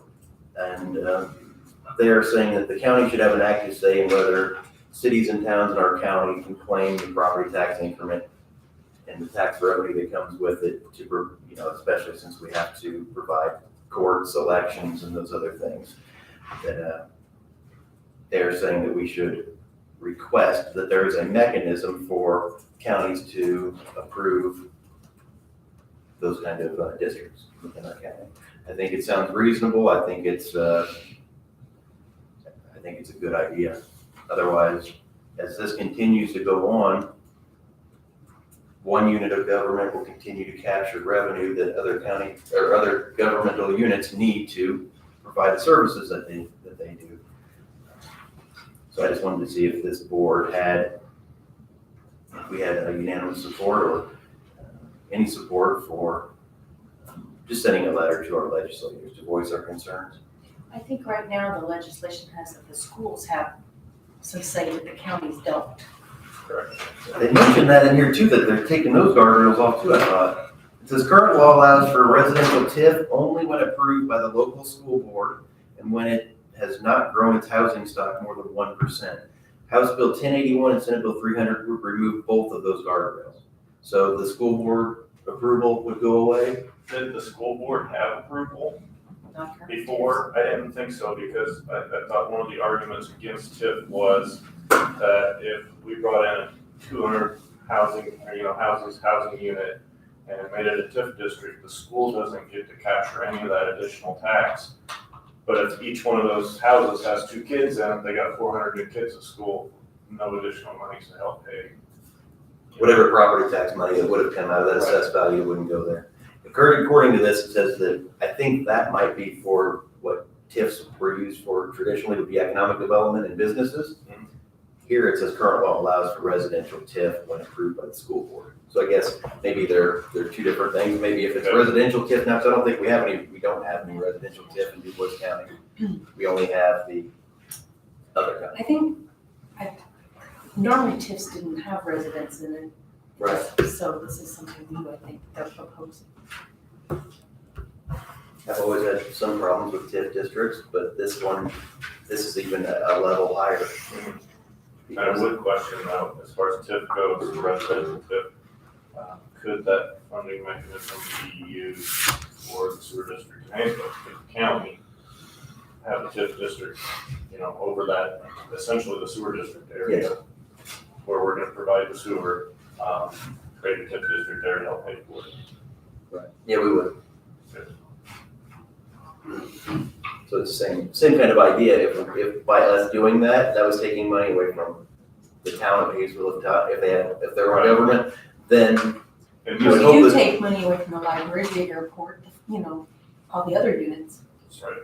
School. The schools definitely lose out. Well, and I feel like if that mechanism were used, then those kind of things would need to be addressed. There might be the airport, for example, might not necessarily need to capture all that additional growth, but the school would need to be part of that, especially in a residential. Well, the last one that the city put on, we went over it. They never pass anything through. Nobody's ever passed money through on a TIF. They always capture all the money. but they say whenever you ask that, we have the option to do that. We can do that, But they don't. but it, But I guess in my eyes, if you were gonna do, in the sewer district as the example, I would ask that up front, that we decide, of the additional monies, we're gonna provide the school with X amount or X portion. 10% of the captured revenue. Right. Or some amount. No, I agree. But as far as this letter for this bill, Definitely support that. Commissioner Oster is in favor, Commissioner Stephanopoulos is in favor.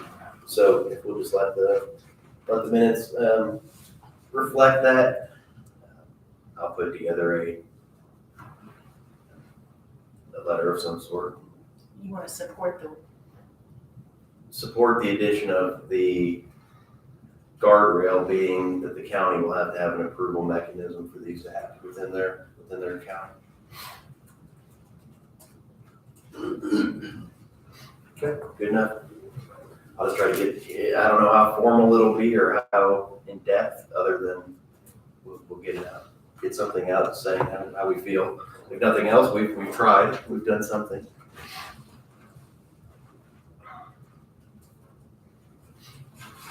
Okay, it's 9:30. Sheriff Kleinhelter's here with Jesus. Good morning. Good morning. Back on January 17th, I presented to you the request of 9 new deputy positions. At that time, I know that it was tabled just to come back in 2 weeks. It's been a little more than 2 weeks. The but I was asked to do a public informational meeting, which did happen on February the 13th.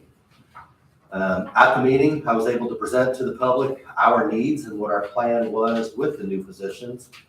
I believe the support that I received that evening was very clear that the public was in support of the request. And I'm here today asking you to create the 9 new deputy positions. Sheriff, how was your attendance at that meeting?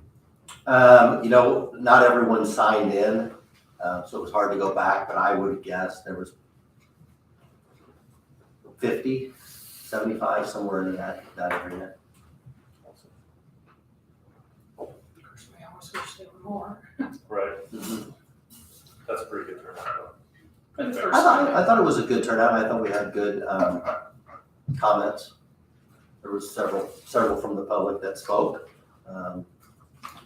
I know there were several elected officials from various towns there also that spoke, so, but I thought it was overall, it was very positive. So for myself, since the meeting 3 weeks ago or however long it's been, I've been looking into the situation, and from my take on it is I think there's definitely things we can do to improve wages, staffing, things like that for the department.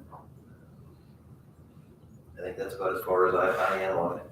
I think the council is working on the numbers, the funding, the sheriff provided some numbers, and then I think the county council is putting those numbers in with some other numbers, and just making sure we have a full, clear picture of what we're getting into. Because I think the preliminary look at it that I've had was even if 100% of if a new tax is passed and 100% of it went only to the sheriff's department, it still would be tough to fund. I don't think it would cover the ask. So I think that's not correct. I think they're taking the numbers of, so that one paper that I gave you where it was like 85,000, I think, that's like a one-time shot. So that's not included every year. And I think that was some misinterpretation from some of the council members that they looked at that was gonna be a recurring every year. And it's not. It's things like the guns, the tasers, the radios, that equipment like that, so. The initial. So a few of the things would be recurring, such as body cam service, vehicle insurance, vehicle replacement over time. Some of them would, but I know I agree with you that you're not gonna buy a firearm or a backup firearm more than once, hopefully, or I don't know how many. And we do have like a firearm budget that we have that would help pay for some of the firearms and things like that. That was just an all-inclusive list of what it takes. It doesn't necessarily mean that it would all be funded from the council, from the general fund or a tax or anything like that. So a first-class deputy, if they had the 25% increase that was requested, we're looking at $130,000 per year. So 9 of those, 9 times 136, would get you over $1 million. And then the 25% increase to the existing staff would get you right around the 1.4, which would be the total amount of the county share of the new. Well, I think our estimated was 1.4, 1.5, but I think when we looked at that, and Sandy would agree that was on the low end of it. I don't think anybody really knows exactly what I think we were using old numbers or something, we did. previous year's numbers. So I just wanted, I guess my position today is I'm not ready to create any positions. I'm still definitely on favor. I appreciate the work the sheriff's doing and his staff and what the council's doing. I'm continuing to look at it. I think there's going to definitely be some improvements in, or I guess I can't say what definitely will happen. I'll say they'll have my support for improved pay, and I guess I would support some new positions as well. I just don't know exactly where I'm at with that right now. That's where I'm at. Commissioner Ostetter? Similar vote, public safety tax gets passed. I'm in favor of going ahead and giving you the 9 new positions and following your plan. I think it's a good one. I want to make sure the mechanisms are in place to pay for it. my insurance, I do support it. Anything from Commissioner? I support the 9, throughout my campaign. You know, I talked about public safety. I think it's extremely important. And that was one of the reasons that we held the open, was to inform the public how important it is. Right. I support the 9. That's where I'm at, the 9 new officers. And the funding mechanism, Yes. what funding mechanism do you support? What was it, the 25%? I think it was, and that was what I proposed from the first class on. So the second class and the probationary was, I think, 5%. Providing that we have the. But it was just more in line with the cities in the county. It was not anything more than they're making. It's to keep us all in line so that we can retain the ones that we get, and we have the possibility of hiring qualified new people. Support the 9 and support the safety tax, providing, you know, the budgeting is there, the monies are there. To support all of this. And just for more transparency, because I think I've always had a good relationship with the sheriff, I want to tell him kind of where I'm at, so he can plan appropriately. I guess where I stand with almost any office, community corrections being the most recent example, if somebody asks for a certain amount, and they say they have a need, I'm more of an incremental person where I say, that might be the case. Let's try, and I think the sheriff has said this too, if I said, here's 9 new qualified deputies today, that's hard to manage all at one time. I think you would probably take them, I think you mentioned, as they become available, there's gonna be a process on it. But I'm more of an incremental person where I say, you report that this is your need. Let's try 2 people this time. Let's make sure we get the funding mechanisms in place. Let's make sure that it's sustainable, that it's not going to harm other offices. It's that the prosecutor's not gonna need 3 new people because we have so many more new arrests, or we're gonna need more clerks, and there's just other things that happen. So I'm more of an incremental person. So I would say, whatever we come up with, I would be 1, 2, 3, whatever. We do things, and we grow at a sustainable pace. Not that we approve a 50%, 40% increase in employees at one time for an office. I think that's, for me, I would feel that would be responsible for me. So, I get that, and I think I'm talking to you in private and otherwise. I just didn't want to be handcuffed with, I mean, it's hard to find qualified people. Everybody's fighting for the same people. And that's where I asked just for that leeway to say, my worst fear, I think I told you, was you give me 2 positions and I have 3 qualified people. I guess I could always come back and ask for that 3rd one at that point. But that's where I didn't want to be handcuffed, because if we take a qualified person and we turn them down, they're not going to be there for us the next time. They're going to go somewhere else. And that was where my position was at. Do I think we can hire 9 people? Probably not. But that's where I wanted the trust of saying, okay, if we had 3 and we only had 3 good qualified applicants, then I could hire all 3 of them and then start another process until we get that 9. It would be an increment no matter what. More than likely. I mean, I mean, That's just going by the way it was the last time when we hired one, and we ended up having, I think, was it 2 or 3 qualified applicants, so. And out with of the that- training and everything that these new officers would have to have, I mean, it would have to be in increments anyway. I mean, you could Yes, take, yeah. for instance, 9 new officers and, you know, train them all at the same time and things like that. It would almost have to be in increments, is that right? The law states that when we hire someone and we get them sworn in That as was a my next deputy, question. they have 1 year to complete the Indiana Law Enforcement Academy. So whether that's immediately, if there's an opening, or the next one coming up, if there's an opening, as long as they're in a class within 1 year of their swearing date. So I mean, we haven't had a problem, but we've only tried to send 1. We haven't really sent multiple to academy. So like I had a training board meeting yesterday. There's 23 of them that are at the Evansville Academy right now. And I don't know when they're starting in next academy. So I mean, they start them 2 or 3 times a year, but sometimes you have to put your name in to get a position. Did I read in the paper somewhere too that the number of people coming through the program is down considerably? Yes. So local units or local departments aren't sending as many people. Right. Yeah. Mhm. So I think the most important part for me is to ensure that the current people we have are paid appropriately and that we have an appropriate pay in place for when we recruit, because I know just from my personal life, if I'm looking for work, maybe I really want to be a landscaper or whatever the job is. And I look and I say, well, I want to change from banking and county government to landscaping. And then I see that it pays a third of what I'm making currently. I quit looking.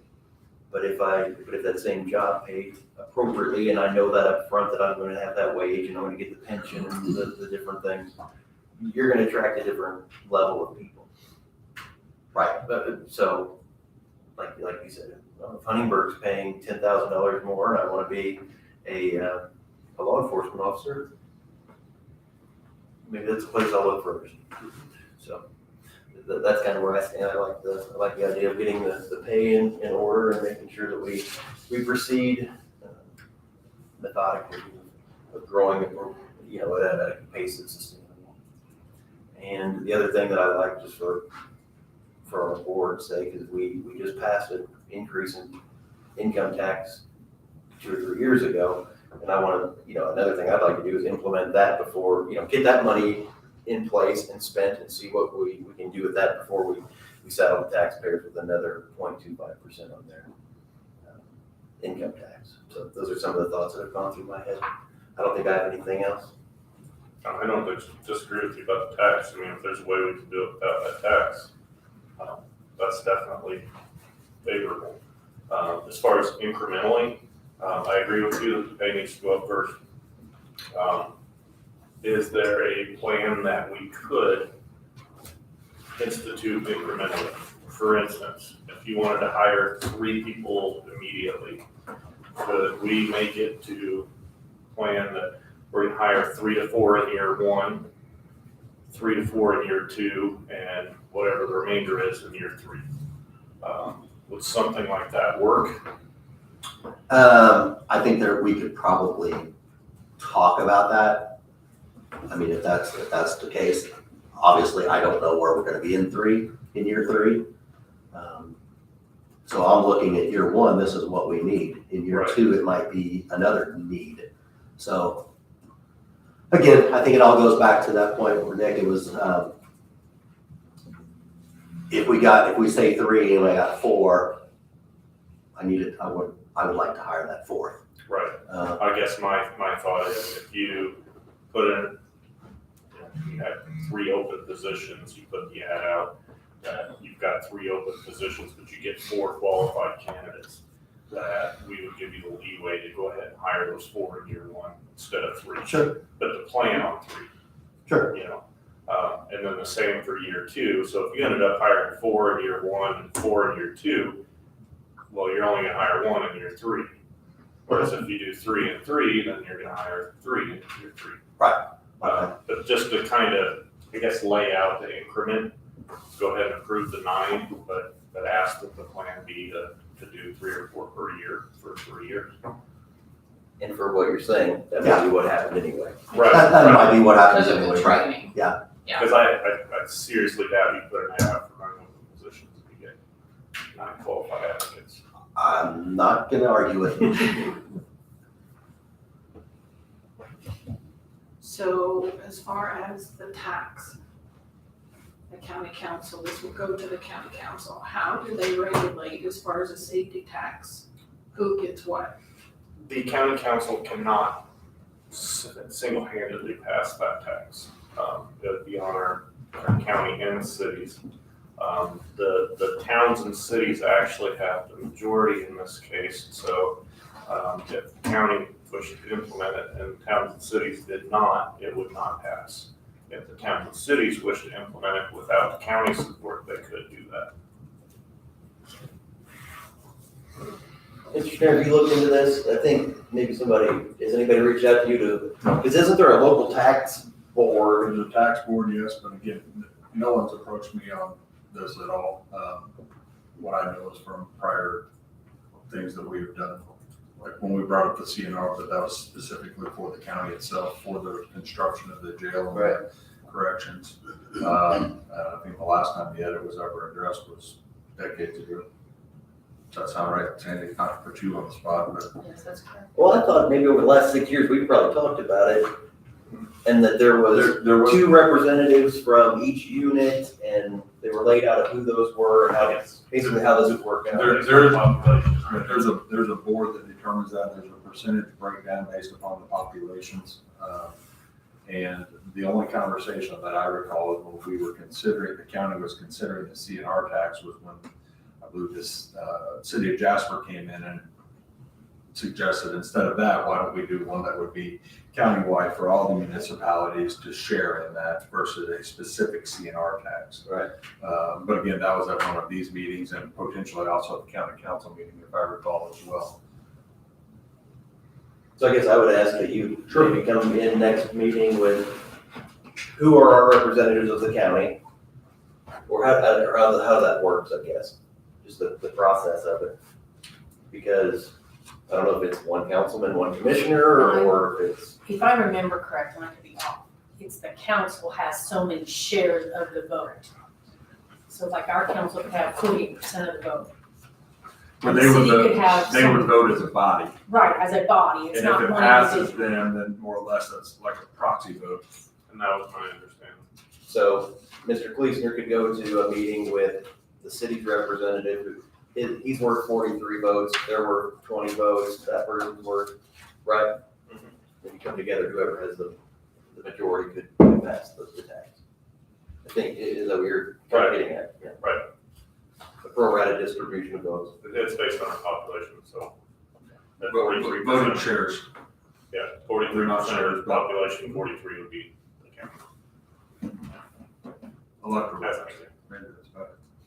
Yep, so if you want to give us more information. I'll look into it, yes. I mean, so that's where I stand. If you two want to vote for 9 new positions, I guess we could. I won't be in favor of doing that today. I don't think we need to do that today. Well, thanks for your continued work on it, I guess. What would be the next step? My next step is for the council to be okay with it, because I don't want to create positions that they're not going to fund. Or that there's no mechanism to fund. Is there any way we, Mike, you might be able to answer this, is there any way they can be funded without a tax? I don't see it. I mean, we already, the last budget, we came within $2,500 of the, not making it work as far as the general fund and the tax base. So without some kind of mechanism, I don't see how we could, it's going to put 2 or 3 deputies on. Do we still have surplus of edit funds, or is that? That would probably be the only way. But then how's it sustainable? Right. I mean, that's fine 1 year, yeah, then we got, where are we gonna go from there? I think it's a worthwhile exercise and conversation to have. I don't think crime's running over the county at the moment, but we don't want it to get to that point, so that's why we're working on implementing what we need to keep the Boys County a great place to be. Anything else from anybody on the board? One other question, I think, Commissioner Blessinger mentioned it, is the CNR tax. So when we complete that here at the end of the year, hopefully, everybody, that'll be settled up, the construction costs. So now we'll have excess funds to be able to do something with that money. Okay. And it's gotta be spent on this type of thing, correctional and rehabilitation. So I mean, that money's gotta go to them. Right. And we collect that until what year? I think it's 2041. I think it's 2041. on the bond, something like that, That's something like that.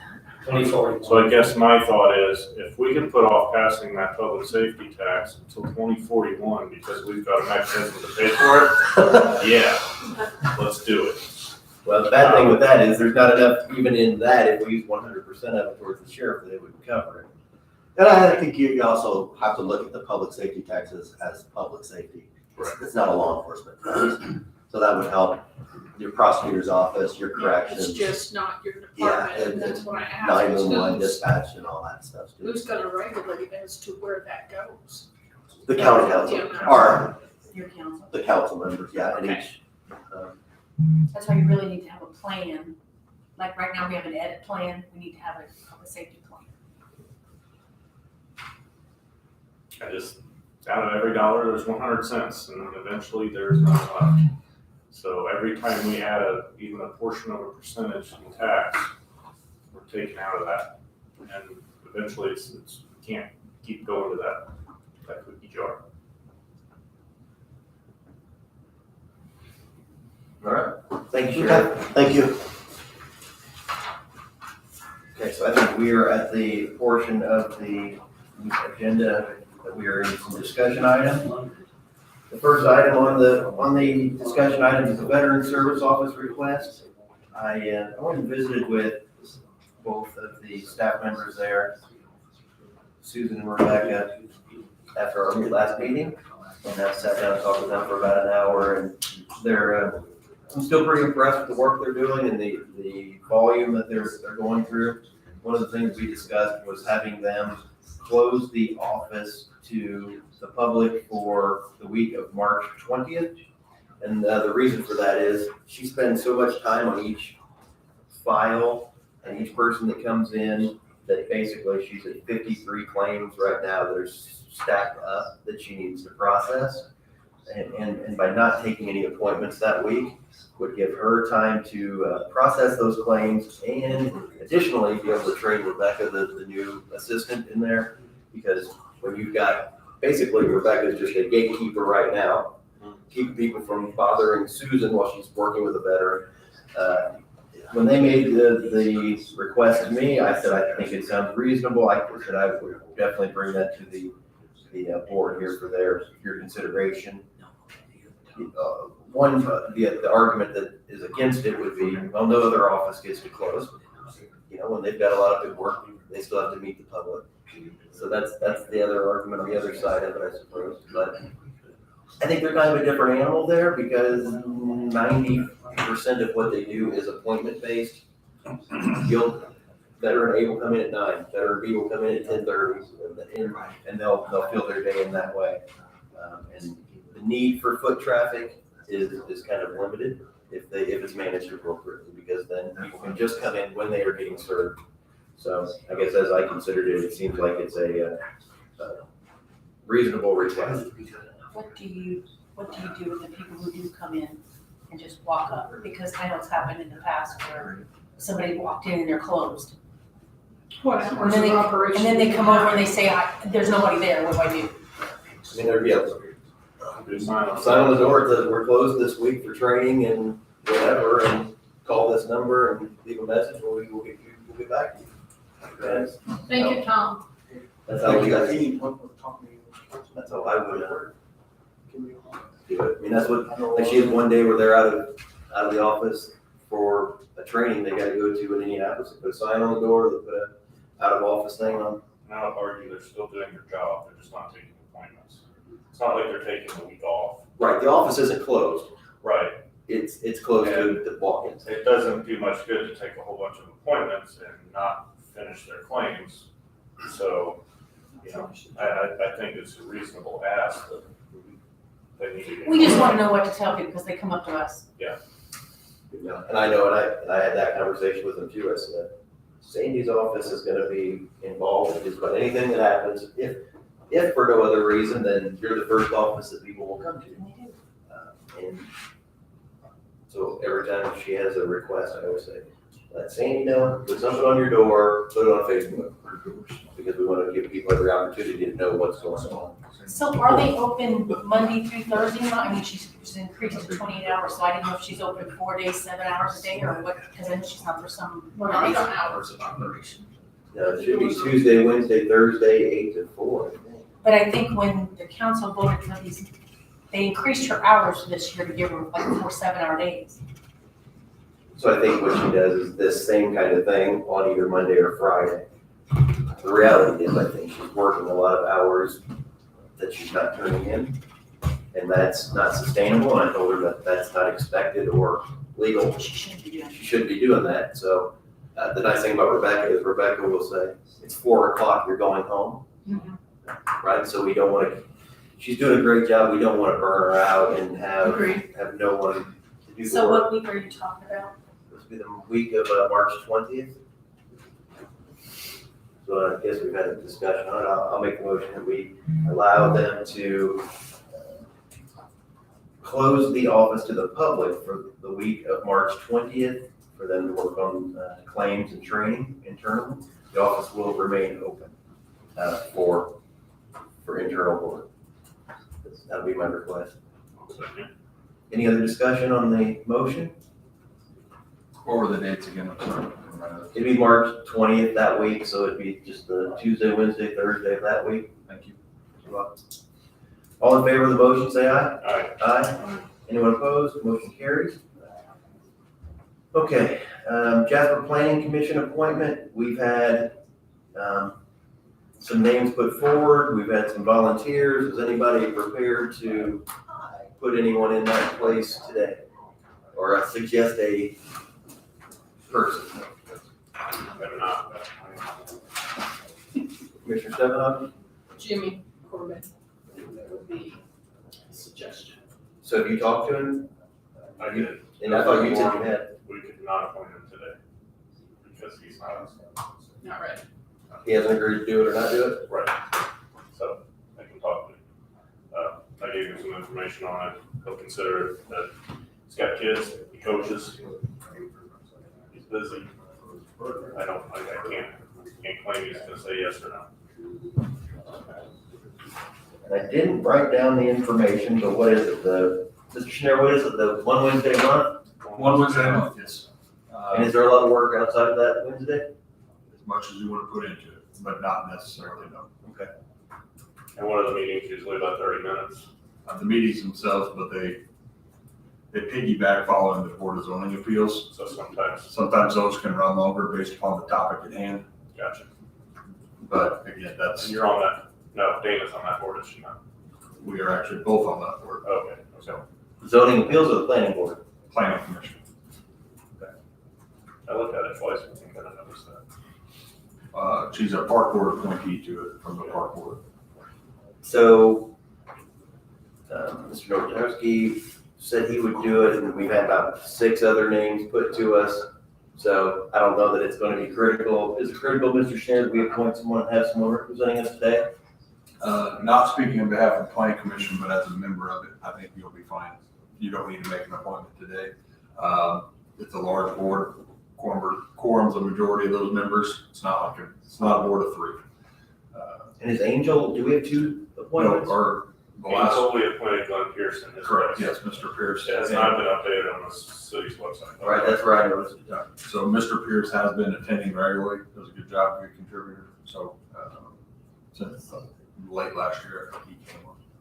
And he is from the west side of the county. Personally, I think it would be nice to have somebody from either east, north, or south, somewhere not Ireland. No knock on Ireland, but they have a representative. Where's Jimmy live? Out by Ireland. Ireland, that's what I kind of assumed. So, I don't know if we know anyone in the Hooterville or University area or, Sheriff Weinhelter? Yeah, I thought about asking him if he had any neighbors who might be good for that. I actually was looking in the neighborhood, and we have State Rep Mesmer, we've got the sheriff, and we've got the assessor, all. You're covered. Right? Are you Hooterville's well familiar? represented. Yeah. So let's, Are let's either add- one of you familiar with the Lowry? Okay, I'm not either. No, that's No. just another name that was good to us. Okay, because I'm not familiar as to who that is. So let's put it on the next agenda, and we'll make a determination at the next meeting, win, lose, or draw. Sound good? All right. Would you mind putting that on the 5 minutes next time, please? Next up, opioid fund requests and matching grants. my plan was to come in today was to ask you as a board to support the dedication of $100,000 of our opioid funds that have come in to go as matching grants to match grants that are given by the federal and state government. So I don't know how this happened, if we were behind the ball or these things just came up quickly, but the matching grant for the state, I think is in 10 days or less than 10 days. Is that what that application is due? The one for the federal, I think, is several days after that. So, I mean, it's kind of like, we want to use this money to match money that is available, so that we need to get an application in, we need to move forward with that. The local JRAC, the Justice Reinvestment Act Committee here locally, has met. We've met with basically, we could have hired an individual to run the JRAC locally, or what we chose to do is to hire basically a consulting firm to work with us. They are willing and was ready to move forward with these grants, or with the grant application, but they need a letter from us of some sort that shows, let's see if I still have it, I don't think I have it open. Basically, it's something saying that the county or the local unit has funds available to commit to doing this. So if we say, yes, we approve committing $100,000 of matching funds, the council would also have to, they would have to be on board with it. But we need to make a determination so that we can get in on these matching grants. So I asked on Friday or Saturday for a final listing of what they are intending to put in the list of things to be asked for through either the federal or the state grant. And I will read those items now. As mentioned, I did email them earlier. So I'll read them and then I'll give you a little more information. 2 full-time employees, the work release staff, they have that estimated at $94,000. 1 full-time employee, mental health specialist for the jail and the sheriff's office. And everything that I'm talking to you about now has been brought to the attention of the sheriff, has been talked about with community corrections, has been talked about with Life Springs, and anybody that there's anything on here, they've been discussed. We've been in touch with them. So the 2 full-time at work release, 1 mental health is a new position at the sheriff's office, 1 full-time employee case manager or a peer specialist who will do re-entry planning with people in the jail and help connect them to services. And then there's a line item for fringe benefits for these positions. This one is with Memorial Hospital, a tele-emergency program that includes 6 mental health substance use sessions per person with a psychiatric nurse practitioner or a nurse practitioner that will serve as a bridge to get people connected to treatment. I'm not 100% sure what that entails, but I know that we had discussions of how hard it is to get into, say, Life Springs or any other provider locally. And when you do get in, can you come in 6 weeks, or Right. something, or that's been what I've heard. And these people would, I guess, be people to, like I said, they call it a bridge, hold you over until you get in to see someone possible. Right. And telehealth is about the only thing that you're able to get anything done. We've been trying to hire a practitioner for community corrections, it's not available, or none that will do it. Next one is operating funds for Dove Recovery House and support for a Steps to Success project. I looked into what that is, and it's similar to there was something called a TANF grant. It's a transitional grant program, and what it would do is, okay, you've been incarcerated for 6 months, and we will give you we'll pay 3/4 of your first month's rent, half of your second month's rent, and 10% of your third month's rent to help get you re-entered into society.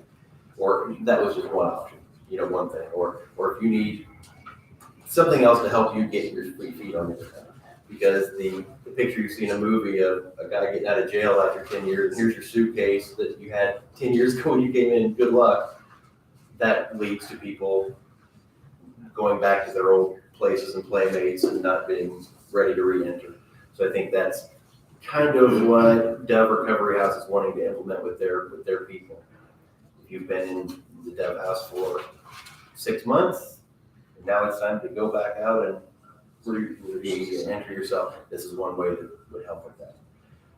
Payment for beds for Next Step Recovery for 10 clients for 4 weeks. That's an ask. This is something that Wyatt asked for. He said people aren't able to get to work or they're walking long distances. He's suggesting some bike helmets and a bike shelter managed by Work Release to help people with transportation. Okay, we got 2 more. Supplies for drug tests, MRT training, or classes, cognitive behavior program workbooks. So $17,000 for those supplies and computers for each of these staff members. So there's a lot there. That's a lot to put in. I'm just gonna do the quick math here, and we're looking at 150, 200, 300, 400. We're looking at $400,000, $400,000 or $500,000 worth of things on here.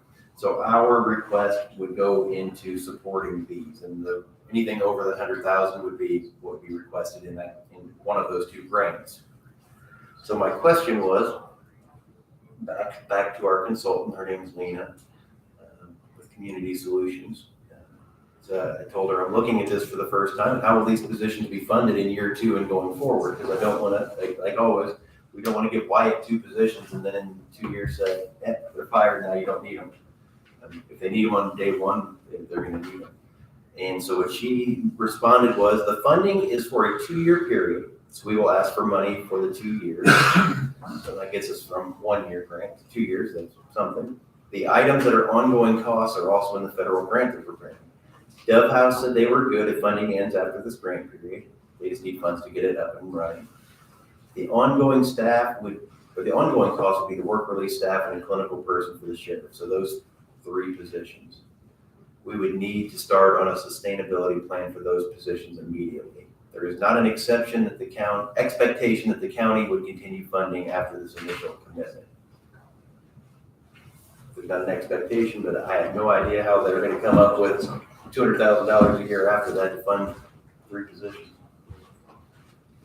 So I don't know where we stand on that. And when I looked at the list last time before I saw this final list, I felt really comfortable saying, let's support this 100,000. It's a way to make our 100,000 multiply by taking other dollars.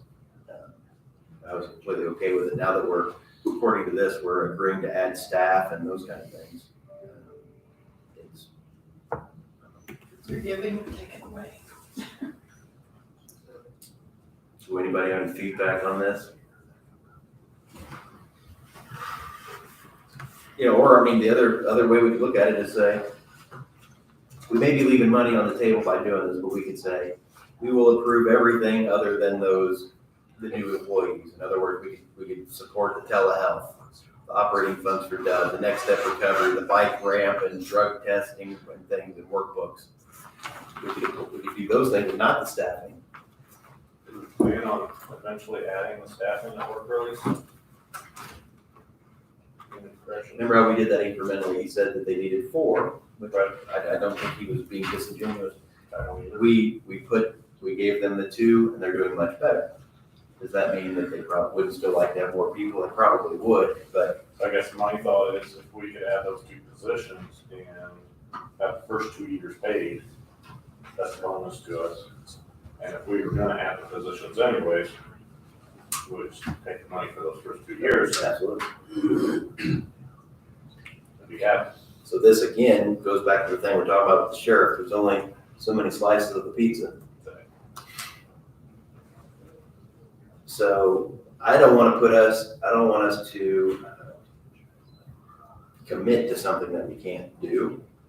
And so this puts us in a bit of a tough spot. And I don't want to put the council president on the spot either, but if you have any feedback on the employee part of this request? I mean, hearing what you said, I got that email also. Yes. Hearing what you said, I can agree with let's get that 100,000 for them. We can isolate it to that part of it and get those statues officers hired as community corrections. That may help us in the long run. The other ones, I don't know,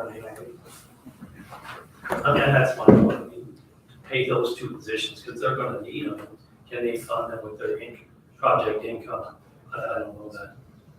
So maybe what I'm hearing is you say, we, as a county, we give them the consent of the Board of Commissioners to move forward with the grant proposal. We agree to move forward with dedicating $100,000 to the project, and that none of these positions or none of this stuff should have any expectation of additional revenue. We just can't promise what we will be able to budget in 2 years. I mean, would we want to take away 2 full-time work release staff in 2 years? We wouldn't.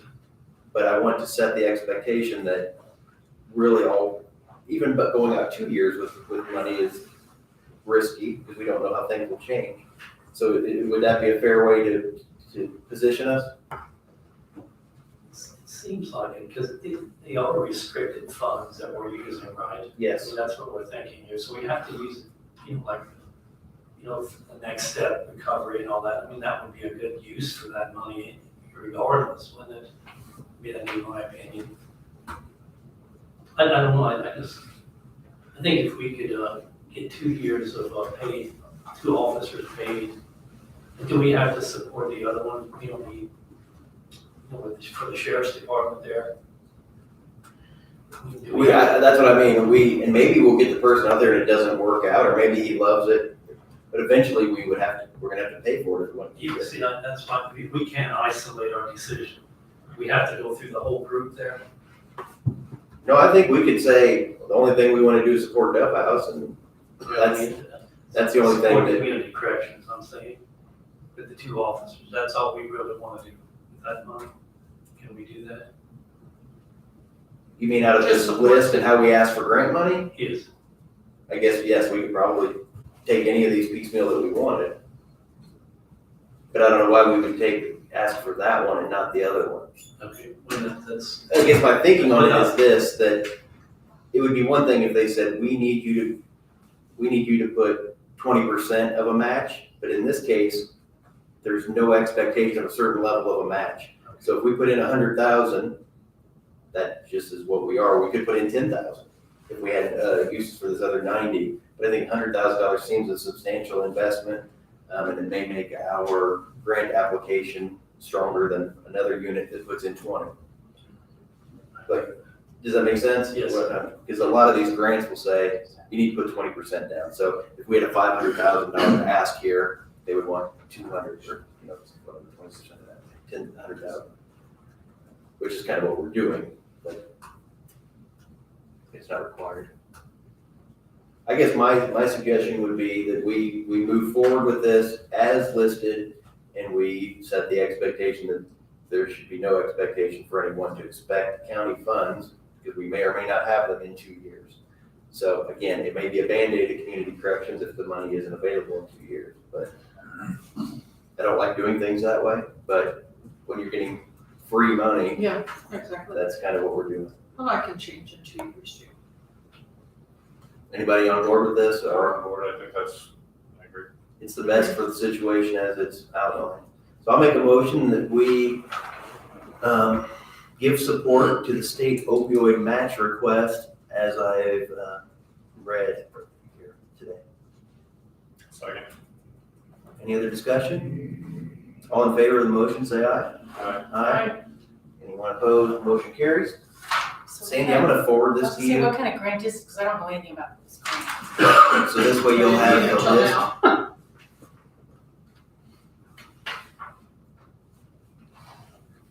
Is it a state grant, is it a federal grant? There's one of each.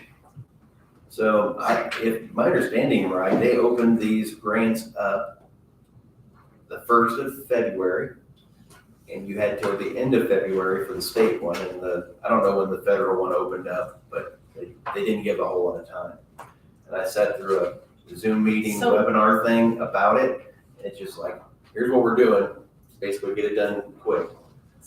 And so we locally, we got on it, and this is the results of that.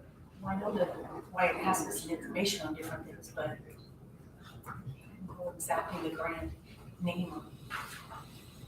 Yeah, as far as for our records, we'd probably just put it as the state opioid match grant and a federal opioid match grant. Okay, we'll move on. Try to keep things rolling here.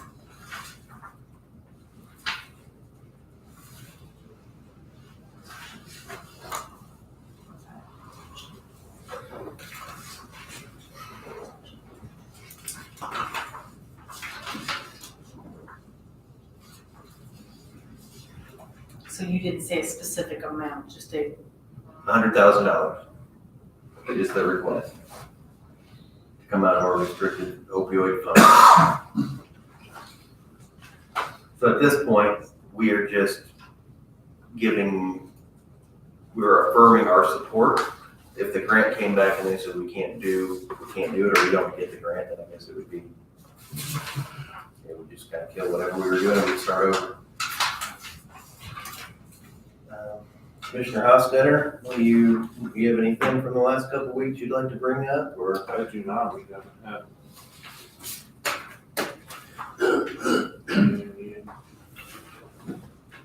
I'm not forgetting something. Commissioner Stefano, No, anything from the auditor? yes.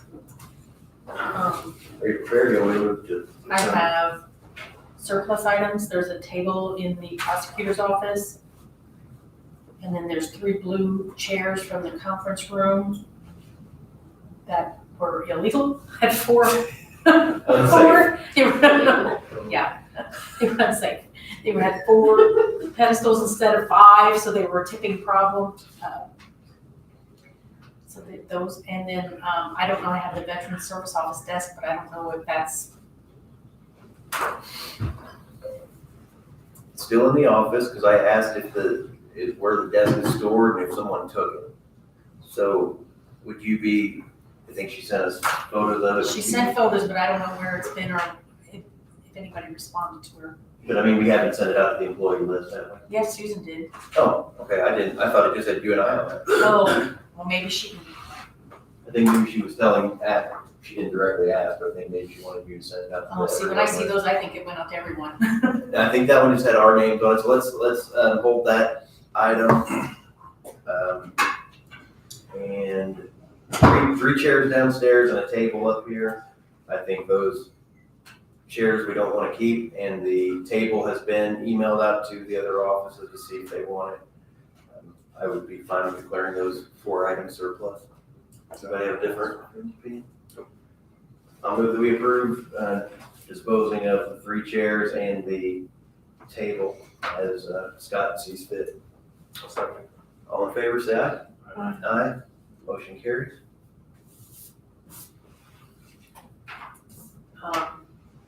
The other thing is I did give you a little, this is what's gonna be advertised for the annual financial report for 2022. It should be in the paper this week or next week. If you wanna see the entire report, I have a copy here. The only section that I am not finished with yet is the leases section, which I should finish this week, and then I'm gonna submit it, so. I do need your initials on it. I just need to make me a copy of that real quick.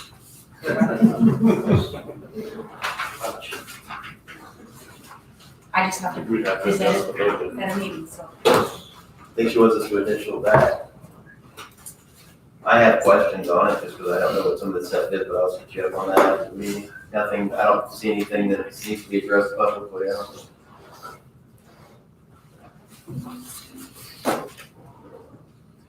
Like this one, for example, what's the industrial development loan?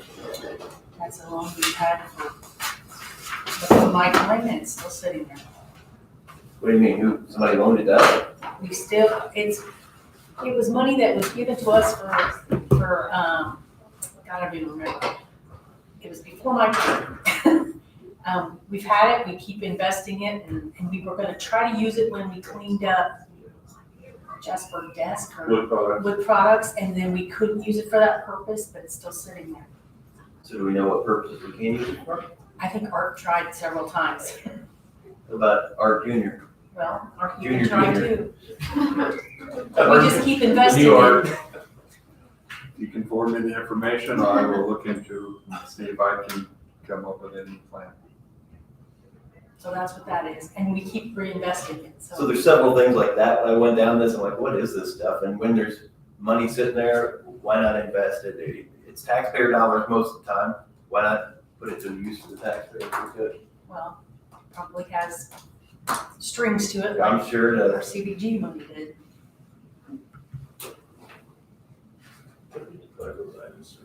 Yes, we did. And let's talk about the quotes, Mr. Berg. Okay. Right, that's something we still had to Yes. take. I called Mr. Schraring, he's gonna come in, and see me after lunch. But I guess in short, I'll put something together here for all of you to Okay. kind of take a look at.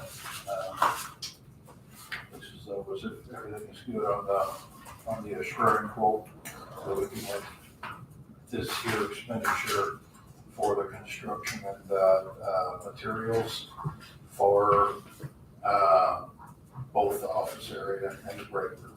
Okay. This is the flooring, that would come up to this number here. That all would be towards the insurance.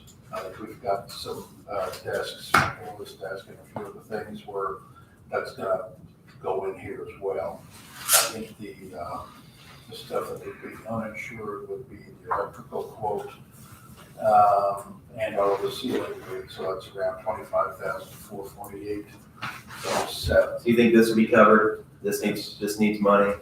Is it your understanding that the money that the council has appropriated to you already, the 30,000, can be used for this purpose, or do you think you need to get their consent for that? Well, we can meet with the council again just to go over the numbers, because I told them once I had it. But I want to verify this with our insurance people first. That's the cost covered by insurance, gonna cover most of the work roughly. Yeah, and it's likely to go up. There's a few other, I can discuss, that's all covered. Okay.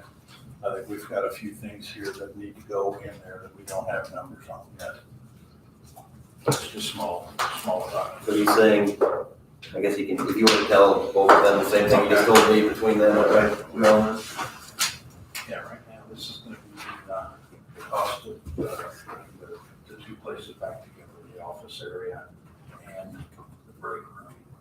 This is gonna be the flooring in each of those, coming up to 45, 213.95, plus we've got some desks that are gonna be replaced as well until we get some good hard numbers on that. So in your experience, whenever there's funds like this that are going, things that are going, and say he can't find the word, what the solution is there a mechanism? We could declare them obsolete funds and put them in general funds. And I don't know if it's you or council does that. Probably counts. Which would go towards that. And Mark tried it several different times. Kind of like that, and there's some sort of a school thing. So at that point, we should have everything. Yes, that's from 1800s ago. Just similar to what I'm thinking of, Meadows and Reservation.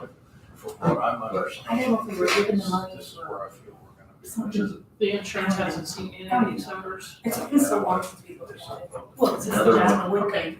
Another one I have is identification security. You mentioned to him That's that Johnny's fund. when you guys had that trouble Yes, that's before they redacted had found, documents.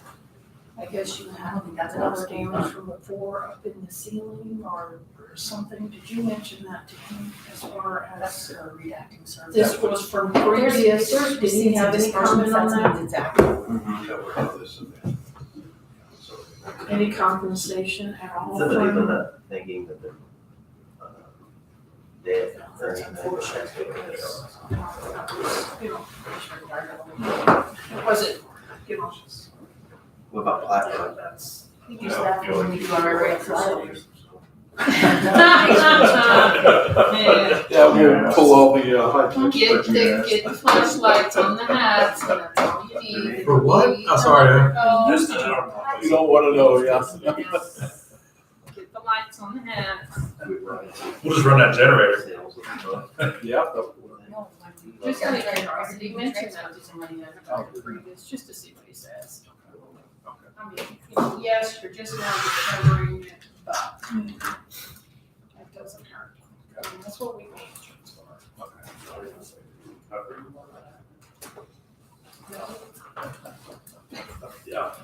You guys feel comfortable with whatever plan Yes, is? we're good. Mr. Stefano, you wanna make a motion? I don't know what you heard or what you came up with, but where we are. Oh, yeah, to, award with Schraring if everything is good. When we meet here today, Schraring would have the construction contract. That we'd have gas or electric to do the electrical. And we've got, Ford prices here as well, which is all included in these numbers. Do we need to wait until you meet with him? Or not? Well, we're just gonna go over a few numbers to make sure that everything is good. But, if there's no changes, which I don't foresee any, but we're ready to proceed. I think he said he could start it around, the 4th of March. So, So the way I would make the motion was that we will accept the low quote from Schraring Construction, from Gasser Electric. We will allow Mr. Berg to sign the agreements with both of these entities with a cost not to exceed 5% higher than what is on the quote. Okay.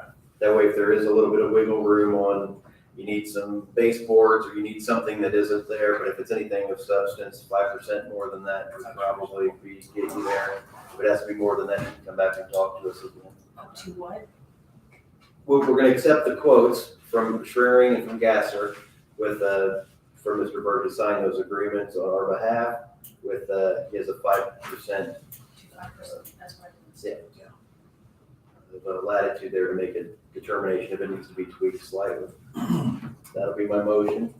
I'll second. Okay, do we have any other discussion on that? All in favor, say aye. Aye. That motion carries. Thank you. Thank you.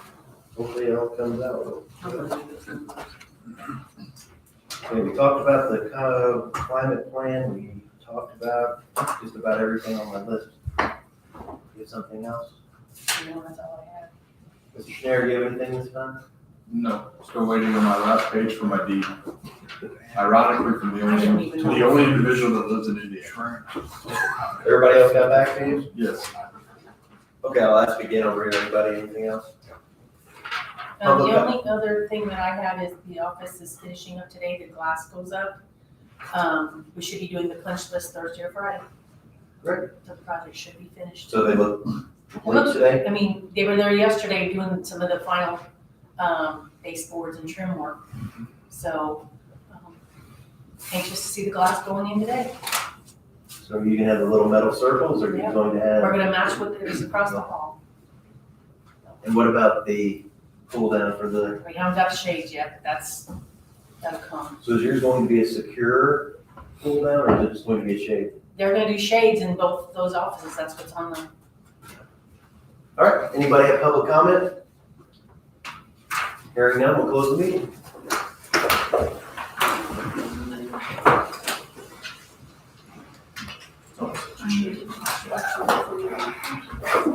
Here is